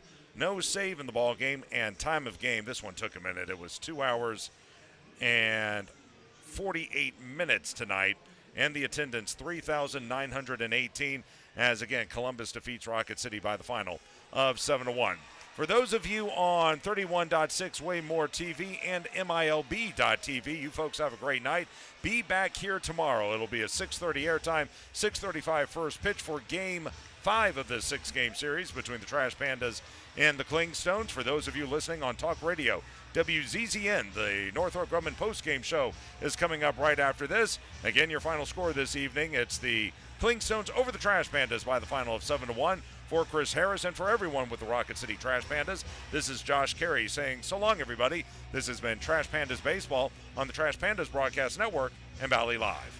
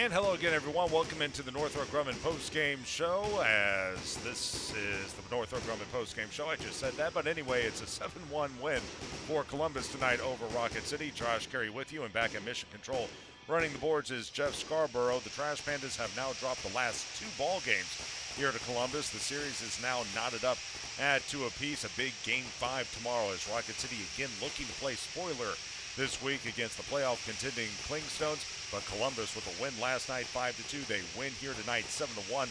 They knot the series up at 2 games apiece. They are now 28-27 for the second half, 54-67 for the season. Meanwhile, Rocket City drops to 42-81 on the year and 18-37 for the second half. Let's go ahead and take you through what happened in this ball game. And the Trash Pandas, for the fourth straight game, they scored first, and it wound up being their only run of the contest. In the second inning, with nobody on and one out, Corey Holland went to the opposite field. It was his fourth dinger as a Trash Panda, RBI number 8. Those 4 homers surpassed his total with the Salt Lake Bees from earlier this year. That home run would make it a 1-0 game, but for Rocket City the rest of the way, they could only muster 5 hits. They did leave one man on base it was actually at third base in the fourth inning. After a failed pickoff attempt allowed Kootenai to go first to third. Corey Holland would then strike out to end that threat. Then in the 7th, after the game, frankly, was already out of reach, Rocket City had a couple of singles, but a double play ball and a strikeout ended that frame as well. As for the Clingstones, they had to face George Clausen tonight, and Clausen, he had to eat up a bunch of pitches. That's what happens when you strike out 9 men and walk 3 others. He had a few other deep counts, but overall he pitched very well. He did give up 1 run. That came in the 4th inning. 2 outs, no one on base. E.J. Exposito, who is having 2 weeks to remember for Columbus, belted his 4th home run of the season. It was a solo blast. This one to deep left center field. RBI number 23. It was his 4th home run of the year, like I mentioned, and also his 3rd RBI of the series, and that would tie the ball game up at 1 apiece. Clausen would depart after the 5th inning, and like I said, he pitched very well. 5 innings, 4 hits, a run was earned, 3 walks, and 9 strikeouts. Unfortunately, the Rocket City bullpen did not perform so well. Kenyon Yovan came on in the 6th inning, gave up back-to-back singles to Zabrowski and Exposito to start the inning, and that was followed by a 2-run double by David Fletcher. That would score both Zabrowski and Exposito and give the Clingstones a 3-1 lead. They would then blow the game open with 4 runs, only 1 earned in the 7th inning. With 1 away, Ethan Workinger would triple. Then after that, Adam Zabrowski would strike out swinging. So there was a runner at third, 2 outs. Nick Jones was on to pitch for the Trash Pandas. He tried to get Rocket City out of the jam, but he would give up another RBI single to Exposito, his 2nd RBI of the game, his 24th of the season, and his 4th of the series. That would make it a 4-1 ball game. And then after that, things would get weird as David Fletcher would again single. That would send Exposito to second. A walk to Cal Conley would load the bases. After that, after that, a 2-run fielding error by Mac McCroskey off the bat of Dylan Shockley. McCroskey ranged to his left, tried to field the ground ball, wound up kicking it into shallow right field. That allowed 2 runs to score, and that would make it a 6-1 contest. After that, Jones would uncork a wild pitch, allowing Conley to score from third, and that made the score 7-1 in favor of Columbus, and that was the score they would win by. Here are your totals. For Columbus, 7 runs, 12 hits, 1 error. They leave 12. For Rocket City, 1 run, 6 hits, 2 errors. They leave 5. Landon Harper will get the win. He moves to 4-7 on the year. Remember, this guy almost pitched a perfect game against Rocket City a few weeks back. He pitched another beauty here tonight. 7 innings, 5 hits, a run was earned, no walks, and 5 strikeouts for him. Again, he's 4-7 on the year. Kenyon Yovan takes the loss. He falls to 0-2. 1 inning, 3 hits, 2 runs. Both were earned. He walked 1 and struck out another. No save. Time of game, 2 hours and 48 minutes. The attendance, 3,918. As again, Columbus defeats Rocket City tonight by the final of 7-1. We will take one more break on the Northrop Grumman post-game show. Come back and wrap it up right after this. This is Trash Panda Baseball on the Trash Pandas Broadcast Network and Valley Live.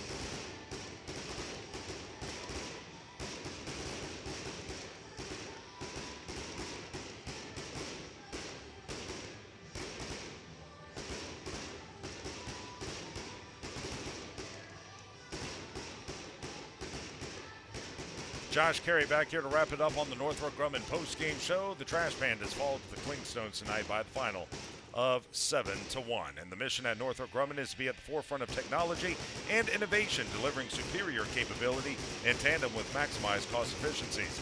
The security solutions they provide help secure freedoms for our nation as well as those of our allies. That's going to do it for us here this evening. We'll be back at it tomorrow. Game 5 of a 6-game series between the Trash Pandas and the Clingstones will be on the air at 6:20, 6:35 will be the first pitch, as going to the mound for Rocket City will be Southpaw Sam Aldegheri, 7-8 record, a 4.05 ERA. Those 7 wins are a team high for the Trash Pandas. He'll be opposed by right-hand